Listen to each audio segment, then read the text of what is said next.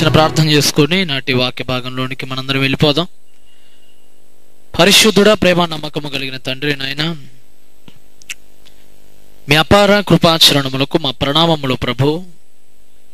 ఈ రాత్రి వేళ మరి యొక్క మారు మా ద్వారా మా జీవ వెంబడి మీ అమూల్యమైన గొప్ప వాక్యమును బోధించు భాగ్యమును మాకు అనుగ్రహించిన విధానమును బట్టి కృతజ్ఞతలు. నేటి దినమున పగటి వేట సమయంలో ఎన్నో గొప్ప విషయాలు మీ లేఖన భాగంలో నుంచి నేర్చుకుని ఉండగా, ఈ రాత్రి వేళ వర్షం మాకు అంతరాయములు కలుగజేయచ్చు ఉండగా, మీ చిత్తమైతే ఈరోజు ప్రశాంతకరమైన వాతావరణంలో మేము మీ వాక్కులు సంభాషించుకున్నట్టుకు మాకు మంచి సమయమును ఆతురపడచ్చమని కోరుకుంటూ, మాట్లాడనయ్యున్న మాకు సందర్భోనిచిత, సమయోనిచిత జ్ఞాన వివేకమును అనుగ్రహించమని, ఆలోచింపబోతున్న మా మేధస్సుకు పరిశుద్ధాత్మ దేవుని సహాయ సహకారాలను అనుగ్రహింపమని, వింటున్న మీ పిల్లల చెవులకు బదిరములు కమ్మక చెవి కలిగిన వారి వినులాగున వారందరినీ ఆయుత్తపరచమని కోరుకుంటూ, చిన్ని ప్రార్థనను యేసుక్రీస్తు ప్రభువుల వారి పుణ్యనామంలో అడిగి వేడుకొనుచున్నాను మా కన్న తండ్రి. ఆమేన్. ఓకే ప్రియులారా, మరి కూడి వచ్చేసిన నా సోదర సోదరీమణులైన మీ అందరికీ కూడా ముందుగా క్రీస్తు ప్రభువుల వారి పుణ్యనామంలో నా ప్రత్యేక శుభములు తెలియజేసుకొనుచున్నాను. ఓకే ప్రియులారా, మరి గత మే నెలలో అట్టుకుంటా బహుశా ఈ భద్రావతిలో 3 దినాల మహాసభలో మనం పాల్గొన్నాం. మరి బహుశా వర్షం ప్రభావం ఏమో కొద్దిమంది తగ్గారు. ఏదేమైనప్పటికీ కూడా ఎవరు వచ్చినను రాకపోయినను యెహోవా వాక్యము ఖచ్చితంగా ప్రకటింపబడుతుంది. వినిన వారు ధన్యులు. ఈరోజు కూడా మరి బరువైన గుండెల బలమైన ధైర్యం, బరువైన గుండెల బలమైన ధైర్యం. ఏంటా బరువైన గుండెలు? ఎవరివా బరువైన గుండెలు? ఏంటి ఆ బరువైన గుండెలో ఉన్నటువంటి ఆ బలమైన ధైర్యం? ప్రియమైన వాళ్ళరా, బాధలో ఉన్నప్పుడు ఒక పదం తెలుగునాడు ఎక్కువగా వినిపిస్తుందండి. గుండె బరువెక్కింది అంటారు. ఏమంటారు? గుండె బరువెక్కింది అంటారు. బరువెక్కటం అంటే దేనికి సూచన అంటే, తట్టుకోలేని కష్టాలు, విపరీతమైన శోధనలకు ఒక వ్యక్తి గురైనప్పుడు ఆ గుండె తన స్థాయిని మించిన బాధను బంధించే క్రమంలో తట్టుకోలేనంత శక్తిని అది విడుదల చేస్తుంది. దాన్నే బరువైన స్థితిగా పోలుస్తారు. బరువైన గుండె అంటారు. అయితే ఈ బరువైన గుండెల వెనుక ఒక బలమైన ధైర్యం మనకు బైబిల్లో కనపడుతుందండి. ఏంటా బలమైన ధైర్యం అనేది ఈరోజు లేఖన భాగంలో మనం ఆలోచించే ప్రయత్నం చేద్దాం. ముందుగా ప్రియులరా, ఈరోజు నమ్ముకున్న వాళ్ళే అమ్ముకునే పరిస్థితికి దిగజారిపోయారు. మీకు అందరికీ తెలుసు. ఈరోజు ఎవరిని పట్టినా నమ్మటానికి వీళ్ళది ఎన్నో మోసాలు, అన్ని బంధాల మధ్య ఎన్నో మోసాలు. ఆ మధ్యకాలంలో అండి ఆంధ్ర వైపు అగ్రిగోల్డ్ ఫైనాన్స్ అని ఒకటి ఉండేదండి. దానిలో జమ చేసుకుంటూ ఉండేవారు డబ్బుల్ని అన్ని విషయాల్లో కూడా. అయితే వాడు డబ్బులన్నీ కట్టించుకునేవాడు. డబ్బులన్నీ కట్టించుకొని దండిగా డబ్బులన్నీ వెనకబడిన తర్వాత సడన్ గా ప్లేట్ బెరాయించేశాడు. ఆ కంపెనీని, ఆ సంస్థని పూర్తిగా ఎత్తేసాడు. కొన్ని వందల వేల మంది జీవితాలు రోడ్డున పడ్డాయి.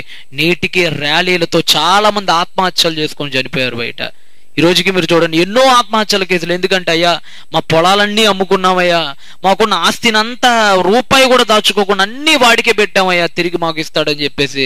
కానీ వాడే మమ్మల్ని మోసం చేశాడు, ఇక ఎందుకు మాకు ఈ బ్రతుకు అని చెప్పి ఎందరో ఊరిపోసుకొని చచ్చిపోయిన దాఖలాలు మనకి ఆంధ్రనాడులో ఎక్కువగా కనబడుతూ ఉంటాయండి. అంటే నమ్మకమే లేని పరిస్థితి. ఒక ప్రేమికుడు ఒక ప్రియురాల్ని ఎలా మోసం చేస్తున్నాడు ఈరోజు సమాజం. ప్రేమిస్తున్నాడని చెప్తాడు, వెంట పడతాడు, ఆమెని వేధిస్తాడు, ఒప్పుకోకపోతే యాసిడ్ పోస్తానంటాడు. ఎట్టకేలకు ఆమె ఒప్పుకుంటే ఎంతవరకు ప్రేమిస్తున్నాడంటే తన ఆశలు, తన కోరికలు, తన వ్యామోహం తీర్చేంత వరకు ఆమెను వాడుకుంటాడు. వ్యామోహం ఎప్పుడైతే తీరిపోయిందో నీకు నాకు ఎలాంటి సంబంధం లేదు, దిక్కున్న చోట చెప్పుకోపో అని చెప్పి మెడబట్టుకుని బయటికి గెంటేస్తాడు. ఒక ప్రేమికుడికి మధ్య, ఒక ప్రియురాలికి మధ్య నమ్మకం లేని పరిస్థితి, ఎవరిని నమ్మాలో తెలియని పరిస్థితి. ఒకనాడండి ఎవరైనా పిల్లల్ని బయటికి పంపించేటప్పుడు ఆడపిల్లల్ని నమ్మి కాస్త బాబాయ్ వరుస అయిన వాళ్ళనో, తాత వరుస అయిన వాళ్ళనో, లేకపోతే పెద్దవాళ్ళని ఇంట్లో ఎవరైతే ఉన్నారో వాళ్ళని తోడు పెట్టి పంపించేవాళ్ళండి, పాప క్షేమంగా మళ్ళీ ఇంటికి తీసుకొస్తాడని అతని మీద నమ్మకంతో.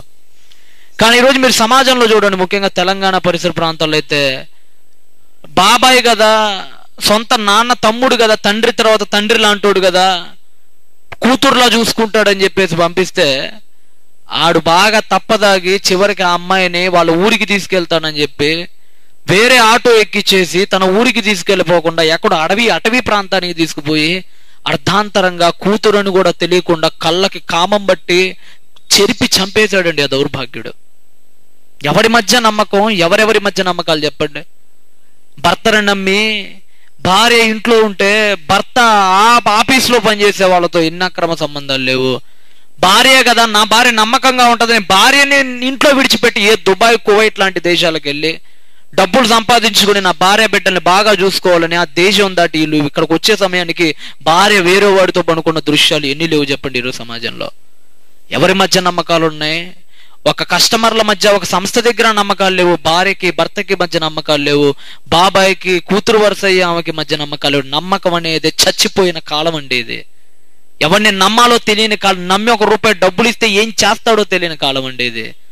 దైవజనులుగా పిలువబడుతున్న వారు మొదలుకొని దుష్ట జనాంగాల వరకు నమ్మకం అనే పదమే ప్రతి ఒక్కళ్ళు చచ్చిపోయి ఏమైపోయిందో కూడా తెలియదండి. డిక్షనరీలో మాత్రమే కనపడుద్ది. నమ్మకం అంటే ఈక్వల్ టు విశ్వాసం అని బ్రతుకుల్లో ఎక్కడ కనిపించదండి ఆ పదం. ఇవన్నీ మీకు ఎందుకు చెప్తున్నానంటే, నమ్మకం చచ్చిపోయిన కాలాల్లో, దేవుడు పెట్టుకున్న నమ్మకాలన్నీ మనుషులు వమ్ముపాలు చేసిన కాలాల్లో ఒక మహానుభావుడు ఈ భూలోకంలో పుట్టాడండి. నిజంగానండి దేవుడి పరిస్థితి ఎలాగైపోయిందంటే ప్రియులారా, ఒక్క మాటలో 2 మొక్కల్లో చెప్పాలంటే టూకీగా, చాలా డబ్బులు ఖర్చు పెట్టి ఒక రైతు ఎలాగైతే అప్పులు చేసి తల తాకట్టు పెట్టి మరియు లోన్లు తీసుకొని డబ్బులు తీసుకొని వచ్చి పొలంలో గింజలు నాటి దున్ని వాటికి ఎరువులు వేసి ఆ ఫలం కోసం 100 కళ్ళతో ఎదురు చూస్తూ ఉంటాడు ఒక రైతు. అలాగనే దేవుడు కూడా తనకున్న శక్తి సామర్థ్యాలని, తనకున్న గొప్ప గొప్ప ఔషధాగుణిత శక్తులని ఆయన రంగరించి విశ్వాన్ని చేసి, ఈ విశ్వంలో ఆదాము అనే ఒక మొక్కను నాటి మానవ జాతి అనే ఒక వనాన్ని వేసి మంచి మంచి ఫలాల కోసం ఆయన ఎదురు చూస్తూ ఉన్నాడండి. అన్ని కారు ద్రాక్షలు కాస్తూ ఏ పండు తిన్నా చేదైన పండులు పూస్తున్న ఈ కాలాల్లో అన్ని చేదు పండ్లేనండి. ఒక రకంగా మనిషిది ఎలా అయిపోయిందంటే బ్రతుకు, దేవుడు వెళ్ళి ప్రతి మనిషి పండును తింటున్నాడు. ఆదాము దగ్గరికి వెళ్ళాడు, ఆదాము పండును తిన్నాడు, పచ్చి చేదుగా ఉంది. హవ్వ దగ్గరికి వెళ్ళి హవ్వ జాతి పండు తిన్నాడు, అది ఇంకా పచ్చి చేదుగా ఉంది. కయ్యను పండు చూస్తే వాసనకే ఇంపు పోయి కంపు కొడుతుంది. అలాంటి రోజుల్లో ఏ పండు ఈ వనంలో మంచిగా మొలవలేదా అని ఆశలు చచ్చిపోయిన కాలంలో ఒక పండు మాత్రం తీయని ఫలాలను అనుగ్రహించిందండి దేవదేవునికి. ఎవరా పండు? ఆ పండులో ఉన్న తీపిదనం ఏంటి? దేవుడు ఎందుకు ఆ పండును అంతగా ప్రేమించాడు? ఆ పండు దేవుడి విషయంలో పెట్టుకున్న నమ్మకాన్ని ఎలా నిలబెట్టింది అనే విషయాలు ఈ రాత్రి కాలం సమయంలో మనం ఆలోచించే ప్రయత్నం చేద్దాం ప్రియమైన దేవుని వాళ్ళారా. ముఖ్యంగానండి మీకు అందరికీ తెలుసు, దేవుడు ఆదాము అవ్వల మీద నమ్మకంతో వాళ్ళని ఏదేని తోటలో వేసి వాళ్ళందరికీ చెప్పటం, ఆ పండు తినొద్దు తల్లి అంటే ఆ పండే తింటాం, సర్వనాశనం అయిపోవటం, ఇదంతా మీరు ఎప్పుడు వింటూనే ఉంటారు, ఎప్పుడు చదువుతూనే ఉంటారు మీ అనుదిన క్రైస్తవ జీవితాల్లో. అయితే తర్వాత మళ్ళీ నోవహు కాలానికి వచ్చేటప్పటికి భూమి అందంతటా పాపం విస్తరించినప్పుడు జలప్రలయాన్ని రప్పించటం, అందరినీ నాశనం చేయటం, 8 కుటుంబ సభ్యులు గల నోవహు కుటుంబానికి మరొక అవకాశం ఇవ్వటం ఈ భూలోకంలో మనకు కూడా తెలుసు ఆ విషయం కూడా. అయితే తర్వాత ఏం జరిగింది? ఆ తర్వాత ఏం జరిగింది? నోవహు గారి తర్వాత అంటే ఆయనకు 3 కుమారులు ఉన్నారట. ఆ 3 కుమారుల పేరేంటి? షేము, హాము, యాపెతు. షేము, హాము, యాపెతు. ఇలా 3 కొడుకుల్లో మొదటి కొడుకు ఒక ఆయన ఉన్నాడు, ఆయన పేరేంది? షేము. ఆయన పేరు షేము. ముఖ్యంగా భారతావని ఇవన్నీ కూడా యాపెతు సంతానంగా చెప్పుకోవచ్చు అండి. సముద్ర తీర ప్రాంతాల్లో వ్యాపించింది వాళ్ళే. మన చైనా కానీ భారతదేశం కానీ ఇటువైపు ఈ ఆసియా చివరి ప్రాంతాలన్నీ కూడా యాపెతు సంతానం అనుకుంటే, ఆఫ్రికా ఖండం అంతా కూడా మరి హాము సంతానం కింద డివైడ్ అయిపోతే షేము సంతానం అంతా కూడా మధ్యధరా ప్రాంతంలో ఎక్కువగా సంచరించింది ప్రియులారా. అలా సంచరించినప్పుడు ఈ షేములో నుంచి ఒక వ్యక్తి పుట్టాడు. ఆ వ్యక్తి పేరు ఏంటంటే అర్పక్షదు. వ్యక్తి పేరేంటి? అర్పక్షదు. ఈ అర్పక్షదు కాలంలో భాషలు, తర్వాత బాబేలు గోపురం మీకు అందరికీ తెలుసు కదా, పెద్ద గోపురాన్ని కట్టాలని మనుషులందరూ సంకల్పించినప్పుడు దేవుడు ఆ గోపురాన్ని కూల్చేయడం, అప్పటి నుంచే భాషలు తారుమారైపోయినాయి. కన్నడ అని, తమిళం అని, తెలుగు అని, మలయాళం అని, హిందీ అని, ఇంగ్లీష్ అని, చాలా 6000 రకాలకు పైగా భాషలు. ఈ సంఘటన కూడా జరిగిపోయిన తర్వాత, నోవహు జలప్రలయం అయిపోయిన తర్వాత, భాషల తారుమారు అంటే భాషలన్నీ ఏర్పడిపోయిన తర్వాత కూడా ఒక భాష ఏర్పడిందంటే, ఆ భాష ఎక్కడ ఏర్పడిందంటే ఆదికాండ గ్రంథాన్ని మీరు అందరూ ఒక తీయండి. బైబిల్లో ప్రియులరా ఒక విభిన్నమైనటువంటి భాష, దేవుడు తన లిపిని రాయాలనుకున్న భాష, ఒక భాష ఏర్పడింది. ఆదికాండము 11వ అధ్యాయం 14వ వచనంలో ఆ భాష ఆనవాళ్ళు మనకు కనపడతాయి. మనది ఎలాగైతే కన్నడ భాష, మనది ఎలాగైతే తెలుగు భాష, అలాగనే ఆ రోజుల్లో బాబేలు గోపురం తర్వాత ఒక వ్యక్తి నుంచి ఒక భాష ప్రారంభమైంది. 11వ అధ్యాయం ఆదికాండం 14వ వచనాన్ని చదవండి. 14వ వచనం, 11వ అధ్యాయము ఆదికాండము గ్రంథము 14వ వచనాన్ని చదవండి. షేలహు 30 ఏండ్లు బ్రతికి ఏబెరుని కనెను. షేలహు ఏబెరుని కనిన తర్వాత 403 ఏండ్లు బ్రతికి కుమారులను కుమార్తెలను కనెను. ఇక్కడ ఒక వ్యక్తి మనకు కనపడుతున్నాడు. ఆ వ్యక్తి పేరేంటి? షేలహు తర్వాత అతనికి పుట్టిన వ్యక్తి ఎవరు? ఏ బెరు. ఒక వ్యక్తి కనపడుతున్నాడు కదండి, ఏ బెరు. 14వ వచనంలో మళ్ళా చదువుకోండి. కాబట్టి షేల 30 ఏండ్లు బ్రతికి ఎవరిని కన్నాడట? ఎబెరు. ఎబెరు అనేటువంటి వ్యక్తిని కన్నాడట. ఎబెరు అనే ఆ వ్యక్తి పేరు ఎబెరు. మొట్టమొదటిసారిగా ఆ వ్యక్తి ఒక విభిన్న భాషని ఈ లోకానికి ప్రవేశపెట్టాడండి. ఏ భాష అయినా ఒక వ్యక్తి నుంచి ప్రారంభం కావాల్సిందే. ఈ ఎబెరు అనే ఈ వ్యక్తి నుంచి ఒక భాష ప్రారంభమైంది. ఆ భాష పేరు ఏంటంటే ఎబెరీ భాష. ఎబెరు కాబట్టి అతను మాట్లాడిన భాషని ఎబెరీ భాష అన్నారు. ఈ ఎబెరీ భాష కొన్నాళ్ళకి హెబిరీ భాషగా, హెబ్రీ భాషగా మారింది. విధంగా హెబ్రీ భాష అనేది సమాజంలోనికి, లేకపోతే ఈ ప్రపంచానికి వచ్చింది ఎబెరు అనేటువంటి ఒక వ్యక్తి ద్వారా. వీళ్ళు చాలా భూస్వాములు అండి. వీళ్ళు మామూలు కాదు, ఏదో ల్యాండ్ లాట్స్ అంటారు కదా, భూస్వాములు వీళ్ళు. ఎబెరు అనే వ్యక్తి చాలా ఆస్తిపరుడు. అతనుకున్న సంపద ఆ రోజుల్లో ఎవరికి లేదు. అవన్నీ ఎలా చెప్తానంటే తర్వాత కాలంలో మీకు వస్తూ ఉంటాయి, కిందకి మీరు ఇంకా చదవండి. ఆ వ్యక్తి తర్వాత మనకి 18వ వచనం 19వ వచనం చదవండి. 18, 19 వచనం జాగ్రత్తగా చదవండి, జాగ్రత్తగా చదవండి.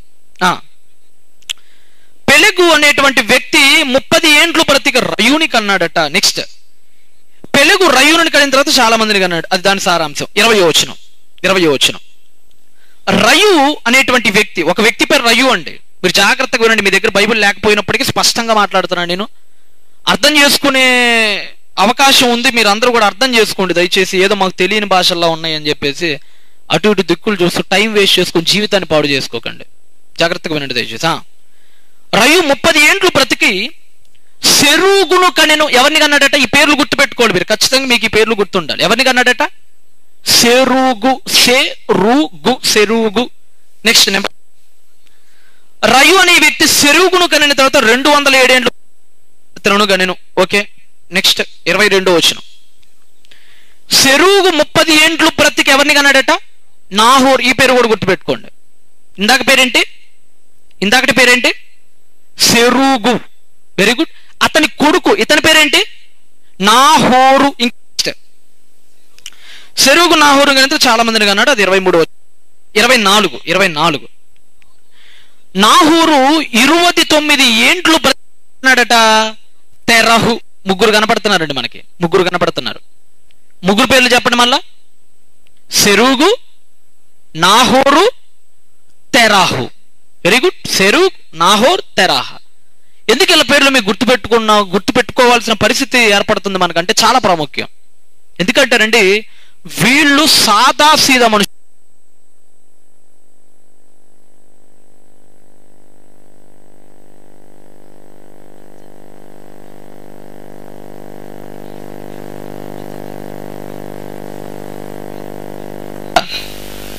వీళ్ళది మధ్యతరగతి కుటుంబమో, ధనిక కుటుంబమో, పేద కుటుంబం, ఈ 3 కుటుంబాలు కాదు. ఆయా దేశాల్లోనే వీళ్ళని మించిన భూస్వాములు ఎవరూ లేరు. రాజు తర్వాత రాజుల్లాంటోళ్ళు అన్నమాట. వీళ్ళు రాజు తర్వాత రాజుల్లాంటోళ్ళు. ఈ సెరూగ్ అనే వ్యక్తి కానిచ్చు, నాహోర్ అనే వ్యక్తి కానిచ్చు, తెరహ అనే వ్యక్తి కానిచ్చు, రాజు తర్వాత ఆ దేశంలో ఎవరైనా సుసంపన్నులు, శ్రీమంతులు ఉన్నారంటే అది ఈ తాత, మనవడు, కొడుకులే వాళ్ళందరూ కూడా.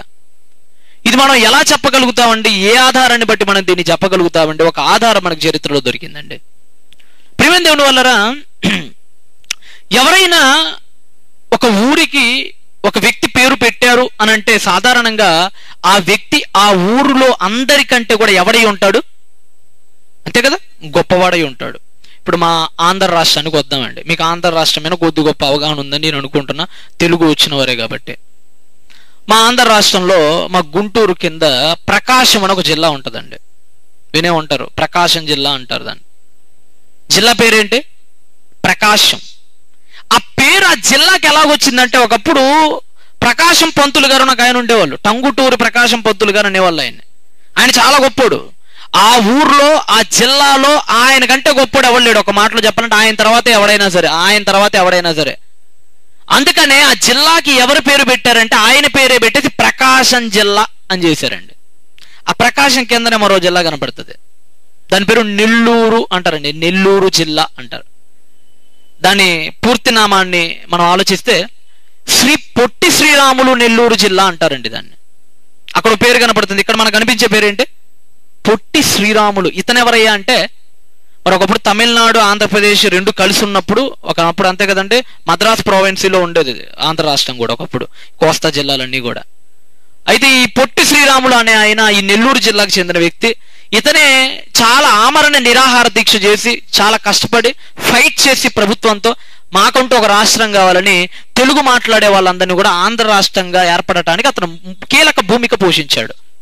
అందుకని అతను గుర్తిస్తూ ఆ జిల్లాలో అతను మించినోడు లేడని చెప్పేసి ఆ నెల్లూరు అనే ఆ జిల్లాకి శ్రీ పొట్టి శ్రీరాములు నెల్లూరు జిల్లా అని నామకరణం చేశారండి. ఉదాహరణకు మరొక జిల్లా ఉంటుంది, ఇక్కడ కడప జిల్లా అని ఉంటుంది, మీకు కర్ణాటక కొద్దిగా దగ్గరలో ఉంటుంది కడప. దానికి కూడా ఒక పేరు పెట్టారు, వైఎస్ఆర్ కడప జిల్లా. అదెందుకంటే ఆ కడప జిల్లాలో ఆ వైఎస్ రాజశేఖర రెడ్డి గారు సృష్టించిన రాజకీయంలో కానీ పలుకుబడిలో కానీ దేనిలోనైనా కానీ. కాబట్టి అతన్ని మించినోడు లేడు కాబట్టి ఆ జిల్లాకి ఎవరి పేరు పెడుతున్నారు? అతని పేరు. మీరు ఎప్పుడైనా ఒకటి గుర్తుపెట్టుకోండి, ఒక ప్రాంతానికి ఒక వ్యక్తి పేరు పెట్టారు అంటే అర్థం ఏంటంటే ఆ వ్యక్తిని మించినోడు ఆ ప్రాంతంలో ఎవడు లేడని అర్థం. ఒకవేళ ఉంటే ఆడి పేరే పెట్టేవారు కదా, ఒకవేళ ఉంటే వాళ్ళ పేరు పెట్టేవాళ్ళు. కానీ వీళ్ళ పేరును అలా సెట్ చేశారంటే అర్థం ఏంటంటే ఈ వ్యక్తిని మించిన వ్యక్తి ఇక జిల్లాలో ఎవడు లేడు, ఇతనే గొప్పవాడు అందరికంటే అని అర్థం అండి. ఈ ఉదాహరణలన్నీ మీకు ఎందుకు చెప్పాల్సి వచ్చిందంటే, ఈ ముగ్గురు ఉన్నారు కదా, ఎవరు ఇందా చెప్పండి, మనం మర్చిపోయారు అప్పుడే. ఏం పేరు? సెరూగు, నాహోరు, తెరాహు. ఏమంటే ఇప్పుడు మనకు కూడా ఇప్పటికి మీరు టర్కీ దేశానికి వెళ్తే, ఈ రోజుకి కూడా ఇరాక్ బోర్డర్ టర్కీ అనేటువంటి దేశం ఉంటుంది. ఆ టర్కీ దేశానికి మనం వెళ్తే 3 ప్రాంతాలు వరుసగా కనిపిస్తాయండి. మనకి ఎట్లాగైతే భద్రావతి, శివమొగ్గ, ఈ 2-3 ప్రాంతాలు ఎలాగైతే పక్కనే కనబడుతూ ఉంటాయో, అలాగనే ఇప్పటికీ మీరు టర్కీ దేశం వెళ్తే అక్కడ బోర్డుల పైన ఇప్పుడు మనం వచ్చేప్పుడు భద్రావతి స్వాగతం సుస్వాగతం అని ఉంటుంది కదా, లేకపోతే భద్రావతి పలానా రోడ్ అని గ్రీన్ కలర్ రేడియం బోర్డు మీద రాస్తుంటారు. అలాగనే మీరు ఇప్పటికీ టర్కీ దేశానికి వెళ్తే 3 ఊర్లు పక్కనే వస్తాయండి. 3 ఊర్లు పక్కనే వస్తాయి. మీకు ఉదాహరణకు ఒక మ్యాప్ పాయింట్ చూపిస్తున్నాను. ఆ మ్యాప్ పాయింట్ మీరు చూడండి ఒకసారి అనే మీరు మ్యాప్ పాయింట్ ఒకసారి ఓపెన్ చేయండి. ఆ గ్రీనిష్ కలర్ మ్యాప్ ఉంది కదా స్టార్టింగ్ లోది, అది చూడండి. స్టార్టింగ్ లోది అదిగోండి, మీకు రౌండ్ అప్ చేసి ఉంచారండి. కొన్ని మీకు రౌండ్ అప్ చేసి ఉంచా, ఓకేనా? ఆ 3 పక్కనే ఉండేటువంటి 3 సిటీస్ అండి, లేకపోతే 3 ప్రాంతాలు. 3 మన భద్రావతి ఎలాగో ఒక చిన్న తాలూకా లేకపోతే టౌన్ ఎలాగనో అవి కూడా 3 ప్రాంతాలండి. మీకు రెడ్ కలర్ లో ఒక ప్రాంతం పేరు నేను రౌండ్ అప్ చేశాను. ఆ ప్రాంతం పేరు మీకు ఏం కనబడుతుంది? వెరీ గుడ్, అందరు కనపడని జూమ్ చేయండి అన్న, అవసరం అయితే ఆ ప్రాంతం వరకు మీరు జూమ్ చేయండి, ఎందుకంటే మనకి స్పష్టంగా తెలియాలి అసలు ఏం జరుగుతుంది చరిత్రలోని. రెడ్ కలర్ లో మీకు రౌండ్ అప్ చేశాను, SERUG. కింద మీకు తెలుగులో కూడా రాశాను, బహుశా అర్థం కాదేమోనని. ఏమని రాశాను అక్కడ? ఆ ఊరి పేరు సెరూగ్ అండి. ఆ ఊరి పేరు సెరూగ్. జస్ట్ ఒక 5 కిలోమీటర్లు దాటంగానే మరొక ఊరు కనపడుతుంది. ఇప్పుడు మీకు దాదాపుగా పసుపు రంగులో నేను అటు ఇటుగా పసుపు రంగులో ఉంటుంది, అది పసుపు రంగులో నేను మీకు చుట్టూరు రౌండ్ అప్ చేశాను. దాని పేరేంటి? హారాన్. వెరీ గుడ్, అది కూడా మీరు గుర్తుపెట్టుకోండి. నెక్స్ట్ దాని కొద్దిగా పైన వంకాయ కలర్ రంగులో వైలెట్ కలర్ లో రౌండ్ అప్ చేసి దాని పేరేంటి? Till Terah. Next very good, ఈ హారాను కింద మరొక ఊరి పేరు కనపడుతుంది. దాని బ్లూ కలర్ లో నేను రౌండ్ అప్ చేసిన ఆ ఊరి పేరేంటి? నాహోర్. జాగ్రత్తగానండి. Serug, next Nahor, next till Terah, next Haran. మొత్తం 4 పేర్లు అండి. ఇప్పుడు మీరు టర్కీ వెళ్తే కనపడుతుంది. ఇప్పుడు మీరు దృష్టిలో పెట్టుకొని ఈ పేర్లు మీకు ఎక్కడ కనపడుతున్నాయి? 11వ అధ్యాయం ఏంటి ఒకసారి మీరు మళ్ళా 11వ అధ్యాయము 20వ వచనం చదవండి. 20వ వచనం, 11వ అధ్యాయం 20వ వచనం. రయు 30 ఏండ్లు బ్రతికి ఎవరిని కన్నాడు? సెరుగు. అదిగోండి ఆ ఊరి దగ్గర మీరు ఏ పేరు అయితే చూస్తున్నారో అది మన బైబిల్లో కనపడుతుంది, సెరుగు. నెక్స్ట్ మీరు మళ్ళా 2వ వచనం, 22వ వచనం. సెరుగు 30 ఏండ్లు బ్రతికి నాహోర్, అదిగో హారాన్ కింద ఉండేటువంటి ఊరు నాహోర్. నెక్స్ట్ ఇంకా 24వ వచనం. నాహోర్ 29 ఏండ్లు బ్రతికి తెరహ, అదిగో టిల్ తెరహి, ఆ పట్టణం దాని పైన ఉంటుంది, టిల్ తెరహి. నెక్స్ట్ ఏం చేసేది? నెక్స్ట్ 27వ వచనం కూడా చదవండి. 27 తెరహు వంశావళి. తెరహ అబ్రహామును, నాహోరును, హారాన్. ఇక్కడ కూడా హారాన్ కనపడుతున్నాడు. ఆ హారాన్ కూడా మనకు అక్కడే కనపడుతుంది చూడండి. ఇలా మనం ఆలోచిస్తే ఆ 4 పేర్లు మీకు చూపించిన 4 సిటీస్ పేర్లు మీకు ఎక్కడ కనపడుతున్నాయి? బైబిల్లో కనపడుతున్నాయి. చాలా పరిశోధనలో తేలిన నిజం ఏంటంటే ప్రియులారా, వాళ్ళ నలుగురు ఎవరైతే సెరూగు ఉన్నారో, ఎవరైతే నహోర్ ఉన్నాడో, ఎవరైతే తెరహి ఉన్నాడో, ఎవరైతే హరాన్ ఉన్నాడో, వీళ్ళ నలుగురు కూడా ఆయా ప్రాంతాల్లో వాళ్ళని మించిన గొప్ప వాళ్ళు ఎవడూ లేడు. Greatest persons in there cities. వారి యొక్క ప్రాంతాల్లో వాళ్ళని మించిన వాళ్ళు లేరు. ఇంకొక మాట ఏంటంటే, ఆ రోజుల్లో ఒక వ్యక్తి పేరుని ఒక ప్రాంతానికి పెట్టాలంటే ఒక షరతు ఉంది. ఆ రోజుల్లో, ఆ పూర్వీక రోజుల్లో ఒక వ్యక్తి పేరుని ఒక ప్రాంతానికి పెట్టాలంటే అతను ఆ రాజ్యంలో కీలక పదవిని పోషించేవాడై ఉండాలి. ఏమై ఉండాలి? ఆ రాజ్యం వాళ్ళు పరిపాలిస్తున్న కాలంలో ఏ రాజ్యం అయితే ఉందో ఆ రాజ్యంలో వాళ్ళు కీలక పదవిని అత్యంత ఉన్నతంగా, ఇప్పుడు ఎలాగైతే పద్మశ్రీ పద్మభూషణ్ ఉన్నాయి కదా ఇప్పుడు అవార్డులు, ఎవరికైనా ఇచ్చారంటే అది అర్థం ఏంటి? ఆ రంగాల్లో వాళ్ళు ఎలాంటి వాళ్ళు? చాలా గొప్పవారు. పద్మవిభూషణ్, పద్మభూషణ్, పద్మశ్రీ, డాక్టరేట్ చాలా ఇస్తాం కదా మనం. అలాగనే ఆ పదవుల్లో అత్యంత ఉన్నతంగా పనిచేసిన వాళ్ళకి ఆ రోజు రాజులు వాళ్ళకి అర్థంగా వాళ్ళ పేర్లను ఏం చేసేవాళ్ళంటేనండి ఆయా పట్టణాలకు పెట్టుకుంటూ పోయేవాళ్ళంటే. అంటే దీన్ని బట్టి మనకు ఏమర్థం అవుతుందంటే, ఆ రోజు యాన్షియంట్ బాబిలోనియన్ హిస్టరీని, యాన్షియంట్ మెసొపోటేమియన్ హిస్టరీని మనం పరిశీలిస్తే మనకు అర్థం ఏంటంటే, వీళ్ళు అత్యంత భూస్వాములు, అదేవిధంగా ఆ రాజు కింద పనిచేసిన ఉన్నత వర్గీయుల కుటుంబానికి చెందినవారు. ఎవరు? సెరూగు, నాహోరు, తెరహు, హారాన్. ఈ చరిత్రను మనం ఆలోచించి బైబిల్ని, ఈ చరిత్రని పక్కన పెట్టి ఆలోచిస్తే మనకు తెలిసేటువంటి పచ్చనిజం ప్రియులారా. అయితే వీళ్ళు పూజించే దేవుడి పేరు సుమారుగానండి అదంతా కూడా మెసొపోటేమియా అంటారండి దాన్ని. ఏ ఊరు అది? మెసొపోటేమియా. వీళ్ళందరూ ఎక్కువగా ఊర్ అనేటువంటి ఊర్లో ఉండేవాళ్ళు. ఇప్పుడు మనకు భద్రావతి ఉందండి. భద్రావతి అనే పేరు దేని బట్టి వచ్చింది చెప్పండి? భద్రావతి అనే ఒక నది ఉంది, దానికి దగ్గరలో ఈ ఊరు ఉంటుంది. అదేవిధంగా అక్కడ కూడా యూప్రటీస్ అనే ఒక నది ఉండేదండి. యూప్రటీస్ అనే నది ఉండేది. ఆ నది పక్కనే మన భద్రావతి ఎలాగైతే ఈ నది పక్కన ఆనుకొని ఉందో అదిగోండి మీకు అక్కడ కనపడుతుంది యూప్రటీస్ నది. అన్న మీకు ఊర్లో ఒక మ్యాప్ ఉంటుంది చూడండి, నేను అది కూడా మీకు పంపించాను లేటెస్ట్ గా, సెకండ్ వన్ అట్టుకోండి బహుశా. అదిగోండి మీకు కింద రౌండ్ అప్ చేసి ఉంచాను చూడండి, కింద అత్యంత కింద. దాన్ని ఏమంటారంటే ఉర్ అంటారండి. దాన్ని ఉర్రా అక్కడ ఉంటా చూడండి, నాకు ఇక్కడ ప్రొజెక్టర్ మీద సరిగ్గా కనిపించట్లేదు. యుఆర్ ఉర్ అని ఉంటది, దాన్ని ఆరో మార్క్ తో చూపించాను. అదిగోండి ఆ ప్రాంతం ఊర్ పక్కనే నది, మనకు భద్రావతి లాగానే వాళ్ళకి టైగ్రిస్ నది పక్కనే ఉంటది. అక్కడ ఈ పెద్ద మనుషులు లేకపోతే ఈ భూస్వాములు ఉండేవాళ్ళు. అయితేనండి ఆ రోజుల్లో సుమారుగానండి 500కు పైగా విగ్రహాలు ఆ ఊర్లో పూజింపబడేవి. అయితే ఈ సంతానం ఎవరైతే ఈ నాహోర్, ఈ హారాన్, ఈ రయు, ఈ సెరూగు వీళ్ళు ఉన్నారు, వీళ్ళు పూజించేటువంటి దేవత పేరు నన్నా అనేటువంటి చంద్రదేవతను పూజించేవాళ్ళండి. నిజంగా మనకు అప్పుడప్పుడు ఒక అనుమానం వస్తూ ఉంటది కదా, బ్రదర్ దేవుడు సృజించాడు అంటున్నారు మొదటి మనిషి నమ్మినవాడు యెహోవా దేవుడు అని అంటున్నారు. అవ్వ నమ్మింది యెహోవా దేవుణ్ణే, ఆదాము నమ్మింది యెహోవా దేవుణ్ణే, వారి బిడ్డలు నమ్మింది యెహోవా దేవుణ్ణే. మరి ఒకే దేవుణ్ణి నమ్మిన సంతతి నుంచి విస్తరించిన మనందరికీ ఇంతమంది దేవుళ్ళు అసలు ఎక్కడి నుంచి వచ్చారు? అసలు ఎక్కడ జరిగింది, చరిత్రలో అసలు ఏం జరిగింది అని ఆలోచిస్తే ప్రియులారా, మొదటి నుంచి కూడా భ్రష్టత్వానికి అలవాటు పడిన మనిషి దేవుడికి దూరం అయిపోయి సృష్టినే దేవుడిగా అనుకోవటం, పూజించడం ప్రారంభించాడండి. అదంతా పెద్ద చరిత్ర. మతావిర్భావం అనే సభలో నేను దీని గురించి కూలంకషంగా వివరించాను. అసలు ఈ మతాలు ఇన్ని ఎలా ఏర్పడ్డాయి? మొదటి మనిషి యెహోవానే నమ్మితే, మొదటి మనిషి ఒక్క దేవుణ్ణి నమ్మితే ఇన్ని కోటాది కోట్ల మంది దేవతలు, దైవ స్వరూపులు ఎక్కడి నుంచి వచ్చారన్న సంగతిని మతావిర్భావం అనే సభలో దాదాపు 1:30 విపరీతంగా నేను మాట్లాడాను ప్రియులారా. అయితే ఆ టాపిక్ లోకి మనం వెళ్తే చాలా పెద్దదవుతుంది కాబట్టి బేసిక్స్ కనుక మనం ఆలోచిస్తే, ఈ మతానికి అంటే ముఖ్యంగా ప్రకృతిని ఆరాధించేవాళ్ళు తొలత ఎక్కువ ఉండేవాడు. సూర్యుడిని కానీ చంద్రుడిని కానీ ఎక్కువగా ఆరాధించేవాళ్ళు తొలత. ఎందుకంటే కనిపించేది ఎవరు? పొద్దున్న లెగిస్తే మనకు కనిపించేది ఎవరండి? సూర్యుడు. కాబట్టి సూర్యుడిని భగవంతుడిగా ఆరాధించారు. రాత్రి పడుకునే ముందు మనకు కనిపించేది ఎవరు? ఇప్పుడు కనిపిస్తుంది ఎవరి పైన మనకి? చంద్రుడు. కాబట్టి రాత్రినిచ్చింది చంద్రుడని, పగలనిచ్చింది సూర్యుడని, వీళ్ళిద్దరే దైవాలని పూజించేవాళ్ళు.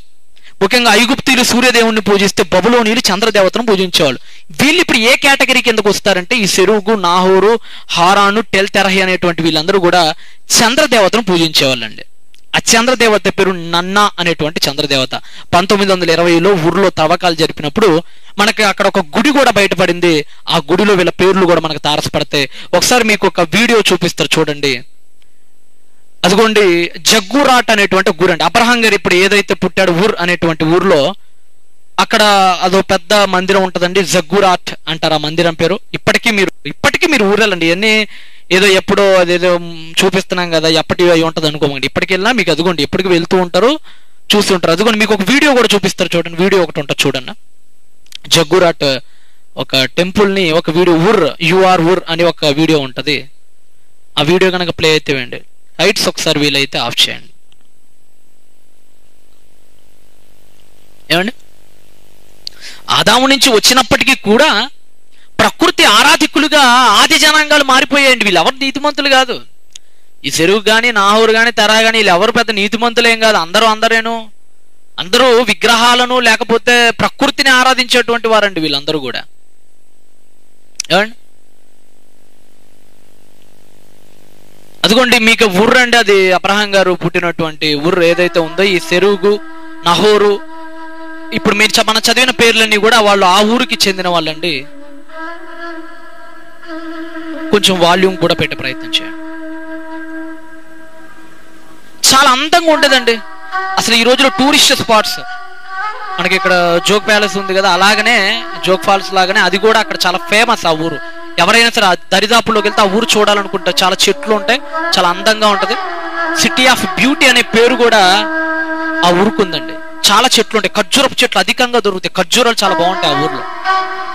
కాకపోతే ఇసుకగా ఉంటది ఎక్కువగా నేల, అందుకని ఖర్జూరాలు ఎక్కువగా దొరుకుతాయండి.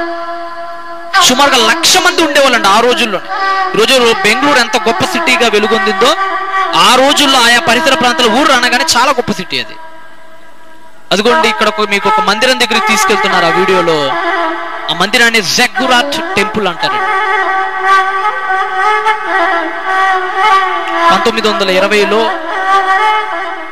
మొత్తం ప్రపంచాన్ని బ్రిటిషర్స్ పరిపాలిస్తున్న కాలంలో చాలా మంది జియాలజిస్ట్, ఆర్కియాలజిస్ట్ త్రవ్వకాలు జరిగినప్పుడు మనకు ఆ టెంపుల్ అనేది బయటపడింది. పిల్లరా ప్లే చేయండి, కొద్దిగా ఫార్వర్డ్ చేయండి. అదిగోండి ఆ టెంపుల్ లోపలికి వెళ్తే మీ స్టెప్స్ అలా ఉంటాయండి. అదిగోండి, పర్లేదండి ప్లే చేసేయండి. అదిగోండి చాలా పెద్ద టెంపుల్, అది చాలా పెద్ద గొప్ప విస్తీర్ణంలో. మొత్తం ఊర్లో ఒక్క టెంపులేనండి ఉండేది. ఆ టెంపుల్ చాలా ఫేమస్. ఒక్కొక్క ఊరికి ఒక్కొక్క టెంపుల్ ఎలాగైతే ఉంటుందో, ఇప్పుడు మన మధురైలో ఒక టెంపుల్, తిరుపతిలో ఒక టెంపుల్, అలాగనే ఊర్లు అనగానే అక్కడ ఒక టెంపుల్ అనేది చాలా ఫేమస్. ఆ టెంపుల్ ఏంటంటే జగ్గురాట్ టెంపుల్ అంటారండి దాన్ని. చాలా చాలా ఎత్తుగా ఉండిద్ది ఆ టెంపుల్. చాలా కొండ కాదు కానీ కొండ అంత ఎత్తుగా ఉండిద్దండి. కొండ కాదు కానీ కొండ అంత ఎత్తు ఉండిద్ది, ఆ టెంపుల్ అంత ఎత్తుగా ఉండిద్ది. అక్కడ ఉండేటువంటి ఒక దేవుడు గురించి మీకు చెప్తాను. ఒంటెలు ఎక్కువగా తిరుగుతుంటండి, గేదెలు ఎక్కువ, పశు సంపద ఎక్కువ ఉంటుంది ఆ ఊర్లలో.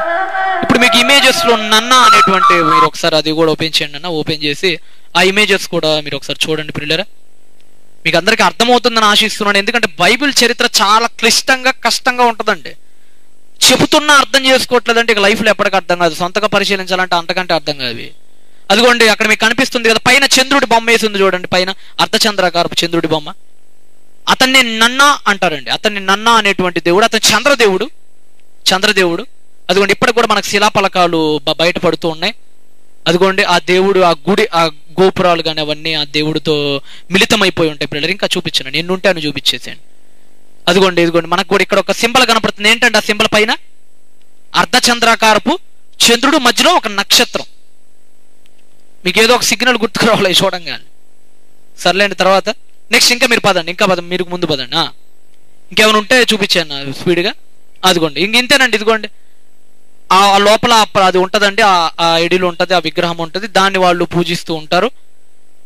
ఈ యొక్క దేవాలయంలో ఎప్పుడు అనుదినము పూజలు జరిపేటువంటి వారే ఈ నాహోర్, ఈ సెరూగ్, నెక్స్ట్ ఈ రయు, నెక్స్ట్ ఈ టెల్ తెరహి, నెక్స్ట్ హారాన్. వీళ్ళందరూ కూడా ఆ దేవాలయాలు, వాళ్ళ పేర్లు కూడా మనకి కనపడుతూ ఉంటాయి. దానికి సంబంధించినటువంటి ఆడవాళ్ళు చాలా మనకి ట్రెడిషనల్లో కూడా కనపడతాయి. ఇప్పుడు ఒకసారి మీరు లైట్స్ ఆన్ చేయండి ప్రియులారా. Lights please on. అలాంటి కష్టతరమైనటువంటి పరిస్థితుల్లోనండి నమ్మకం కోల్పోయి దేవదేవుడు సృష్టించినటువంటి టోటల్ ఈ సమస్త భూలోకాన్ని అసలు నిజమైన దేవుని గుర్తించకుండా ప్రపంచం అంతా ఏటో ఎవరిష్టమైన దారి వాళ్ళు వెళ్ళిపోయిన తరుణంలో ఈ టెల్ తరహ్ లేకపోతే ఈ తెరహు అనేటువంటి వ్యక్తికి మూడవ సంతానంగా ఒక వ్యక్తి జన్మించాడు ప్రియులారా. ఆ వ్యక్తి ప్రపంచాన్ని మార్చేశాడు. నమ్మకం అనేటువంటిది పాడైపోయి ఆ నమ్మకమే చచ్చిపోయింది అనుకున్న కాలంలో నమ్మకం ఈక్వల్ టు ఆ వ్యక్తిగా మారిపోయాడు. నమ్మితే అతన్నే నమ్మాలి అన్నట్టుగా మారాడు. అతను ఉంటే చాలరా నమ్మకాన్ని గుండెల్లో పెట్టుకున్నట్టు అనేటట్టుగా మారాడు. చాలా గొప్పగా బతికాడండి. నిజంగా మనకి సామెతల గ్రంథం 17వ అధ్యాయం 17వ వచనాన్ని గమనిస్తే చక్కని మాట మనకు సామెతల్లో కనపడుతుంది. సామెతల గ్రంథము 17వ అధ్యాయము 17వ వచనాన్ని జాగ్రత్తగా చదవండి. సామెతల గ్రంథము 17వ అధ్యాయము 17వ వచనాన్ని జాగ్రత్తగా చదవండి. చదవండి. సామెతల గ్రంథం దగ్గరలో ఉన్న వాళ్ళు దయచేసి చదవండి పిల్లలు. సామెతల గ్రంథము 17వ అధ్యాయము 17వ వచనం. నిజమైన స్నేహితుడు విడువక ప్రేమిస్తాడట. నిజమైన స్నేహితుడు ఎలా ఉంటాడట? ఎన్ని కష్టాలు వచ్చినా సరే, ఎంత మంది ఇబ్బంది పెట్టినా సరే, చంపుతానని బెదిరించినా సరేనట, ఏ మాత్రం విడవకుండా గట్టిగా చేతిలో చేయేసి పట్టుకొని ప్రేమిస్తాడట. నిజంగా మనకి వచనం నెరవేరింది ఎవరిలోనయ్యా అంటే సరిగ్గా అబ్రహాం అనేటువంటి ఆ వ్యక్తి జీవితంలోనే మనకు నెరవేరింది ప్రియులరా. ఈ తెరవకి ఎప్పుడైతే బాబు పుట్టాడో ఆ బాబుకు పెట్టిన పేరు ఏంటంటే, అబ్రహాం గారి పూర్వపు నామం ఏంటంటే, అబ్రహాం గారి పేరు మార్చక మునుపు అతనుకున్న పేరేంటి? అబ్రాము అంటారండి. తెలుగులో అయితే అబ్రాము అంటారు. అబ్రాము అంటే అర్థం ఏంటంటే, అబ్బా అంటే అర్థం ఏంటంటే, అబ్బా అంటే అర్థం ఏమని చెప్పుకుంటాం మనం? అబ్బా అంటే ఫాదర్. సో అబ్ అంటే అబ్బా. అబ్రహాములో అబ్ అంటే అర్థం ఏంటంటే అబ్బా అనగా తండ్రి అని అర్థం. రమ్ అంటే అర్థం ఏంటంటే గ్రేట్. రమ్ అంటే అర్థం ఏంటి? గ్రేట్, గొప్ప. అంటే తండ్రి. అబ్ అనగా తండ్రి, రమ్ అనగా గొప్ప, అనగా గొప్ప తండ్రి అని అర్థం అండి. అనగా తెరవ గారు ఏం కోరుకున్నారంటే, ఈయన గొప్ప తండ్రిగా మేమెంత గొప్ప వాళ్ళగా మారామో, మా సంతానాలు ఎలాగైతే గొప్పగా ఈరోజు భూస్వాములుగా మాకు మించిన వాళ్ళు లేరో, నా కొడుకు కూడా ఎలా మారాలి? మాలాగే ల్యాండ్ లార్డ్ అవ్వాలి. మా పేర్లు ఎలాగైతే పట్టణాలకు పెట్టబడ్డాయో, ఇతని పేరు కూడా పట్టణాలకు పెట్టేంత గొప్ప తండ్రిగా ఇతను మారాలి ఈ యొక్క పట్టణానికి అనుకోని అతనికి ఏం పేరు పెట్టారు? అబ్బా, గొప్ప, అదే తండ్రి. రమ్, గొప్ప తండ్రి. మాలాగా మంచి ల్యాండ్ లార్డ్ అవ్వాలని కోరుకున్నారు. మాలాగే పట్టణాలకు పేర్లు, ఖ్యాతులు అతనికి దక్కాలని కోరుకున్నాడండి. పేరైతే అబ్రాహాముని పెట్టారు కానీ అతని జీవితం ఎప్పుడు కూడా వాళ్ళు అనుకున్నట్లుగా లేదండి. చిన్ననాటి నుంచి అతను ఒక దైవ చింతన, కనిపించిన దాన్నల్లా ప్రశ్నించటం, కనిపించిన దాన్నల్లా హేతుబద్ధంగా ఆలోచించడానికి ప్రారంభించాడండి. నిజంగా అసలు ఆయన జీవితంలో ఏం జరిగిందని ఆలోచిస్తే ప్రియులరా, అతని 70 ఏళ్ల జీవితంలో వీళ్ళందరూ విగ్రహారాధన చేశారు. దానికి ఒక మంచి ఉదాహరణ యెహోషువ గ్రంథం 24వ అధ్యాయం 2వ వచనం. ఇప్పటిదాకా మనం చెప్తున్నాం కదా వీళ్ళు విగ్రహారాధికులు అని. మీరు ఎలా చెప్పగలుగుతారండి వీళ్ళు విగ్రహారాధికులు అని అంటే, యెహోషువ గ్రంథం 24వ అధ్యాయం 2వ వచనంలో మనకి స్పష్టంగా కనపడుతుంది. వీళ్ళ నన్నా అనే దేవతను పూజించారని. కానీ ఈ నన్నా అనే బైబిల్లో అష్టారోత్ అని కూడా అంటారు. ఇనన్న అంటారు ఆమెను మళ్ళా. ఓకేనా? 24వ అధ్యాయం 2వ వచనం చదవండి. యెహోషువ గ్రంథం, జాగ్రత్త చదవండి. యెహోషువ జనులందరితో ఇట్లనెను, ఇశ్రాయేలీల దేవుడైన యెహోవా చెప్పున్నది ఏమనగా, ఆది కాలము నుండి మీ పితరులు అనగా అబ్రహామునకును నాహోరుకును తండ్రి అయిన తెరహు కుటుంబీకులు నది అద్దరిన నివసించి ఇతర దేవతలను పూజించిరి. ఎవరిని పూజించేవాళ్ళంటే తెరహు. నేను చెప్తున్నా బైబిల్లోనే ఉందా? అబ్రహామునకు తండ్రి అయిన తెరహు పూజించింది ఎవరినంటే యెహోవాని కాదు. అతను కుటుంబీకులు కూడా పూజించింది యెహోవాని కాదు. మరి వాళ్ళు ఎవరినయ్యా పూజించిందంటే నది అద్దరిన ఉండు ఇతర దేవతలను అలా నది అద్దరిన ఉండే ఇతర దేవతే నన్న అనేటువంటి దేవత.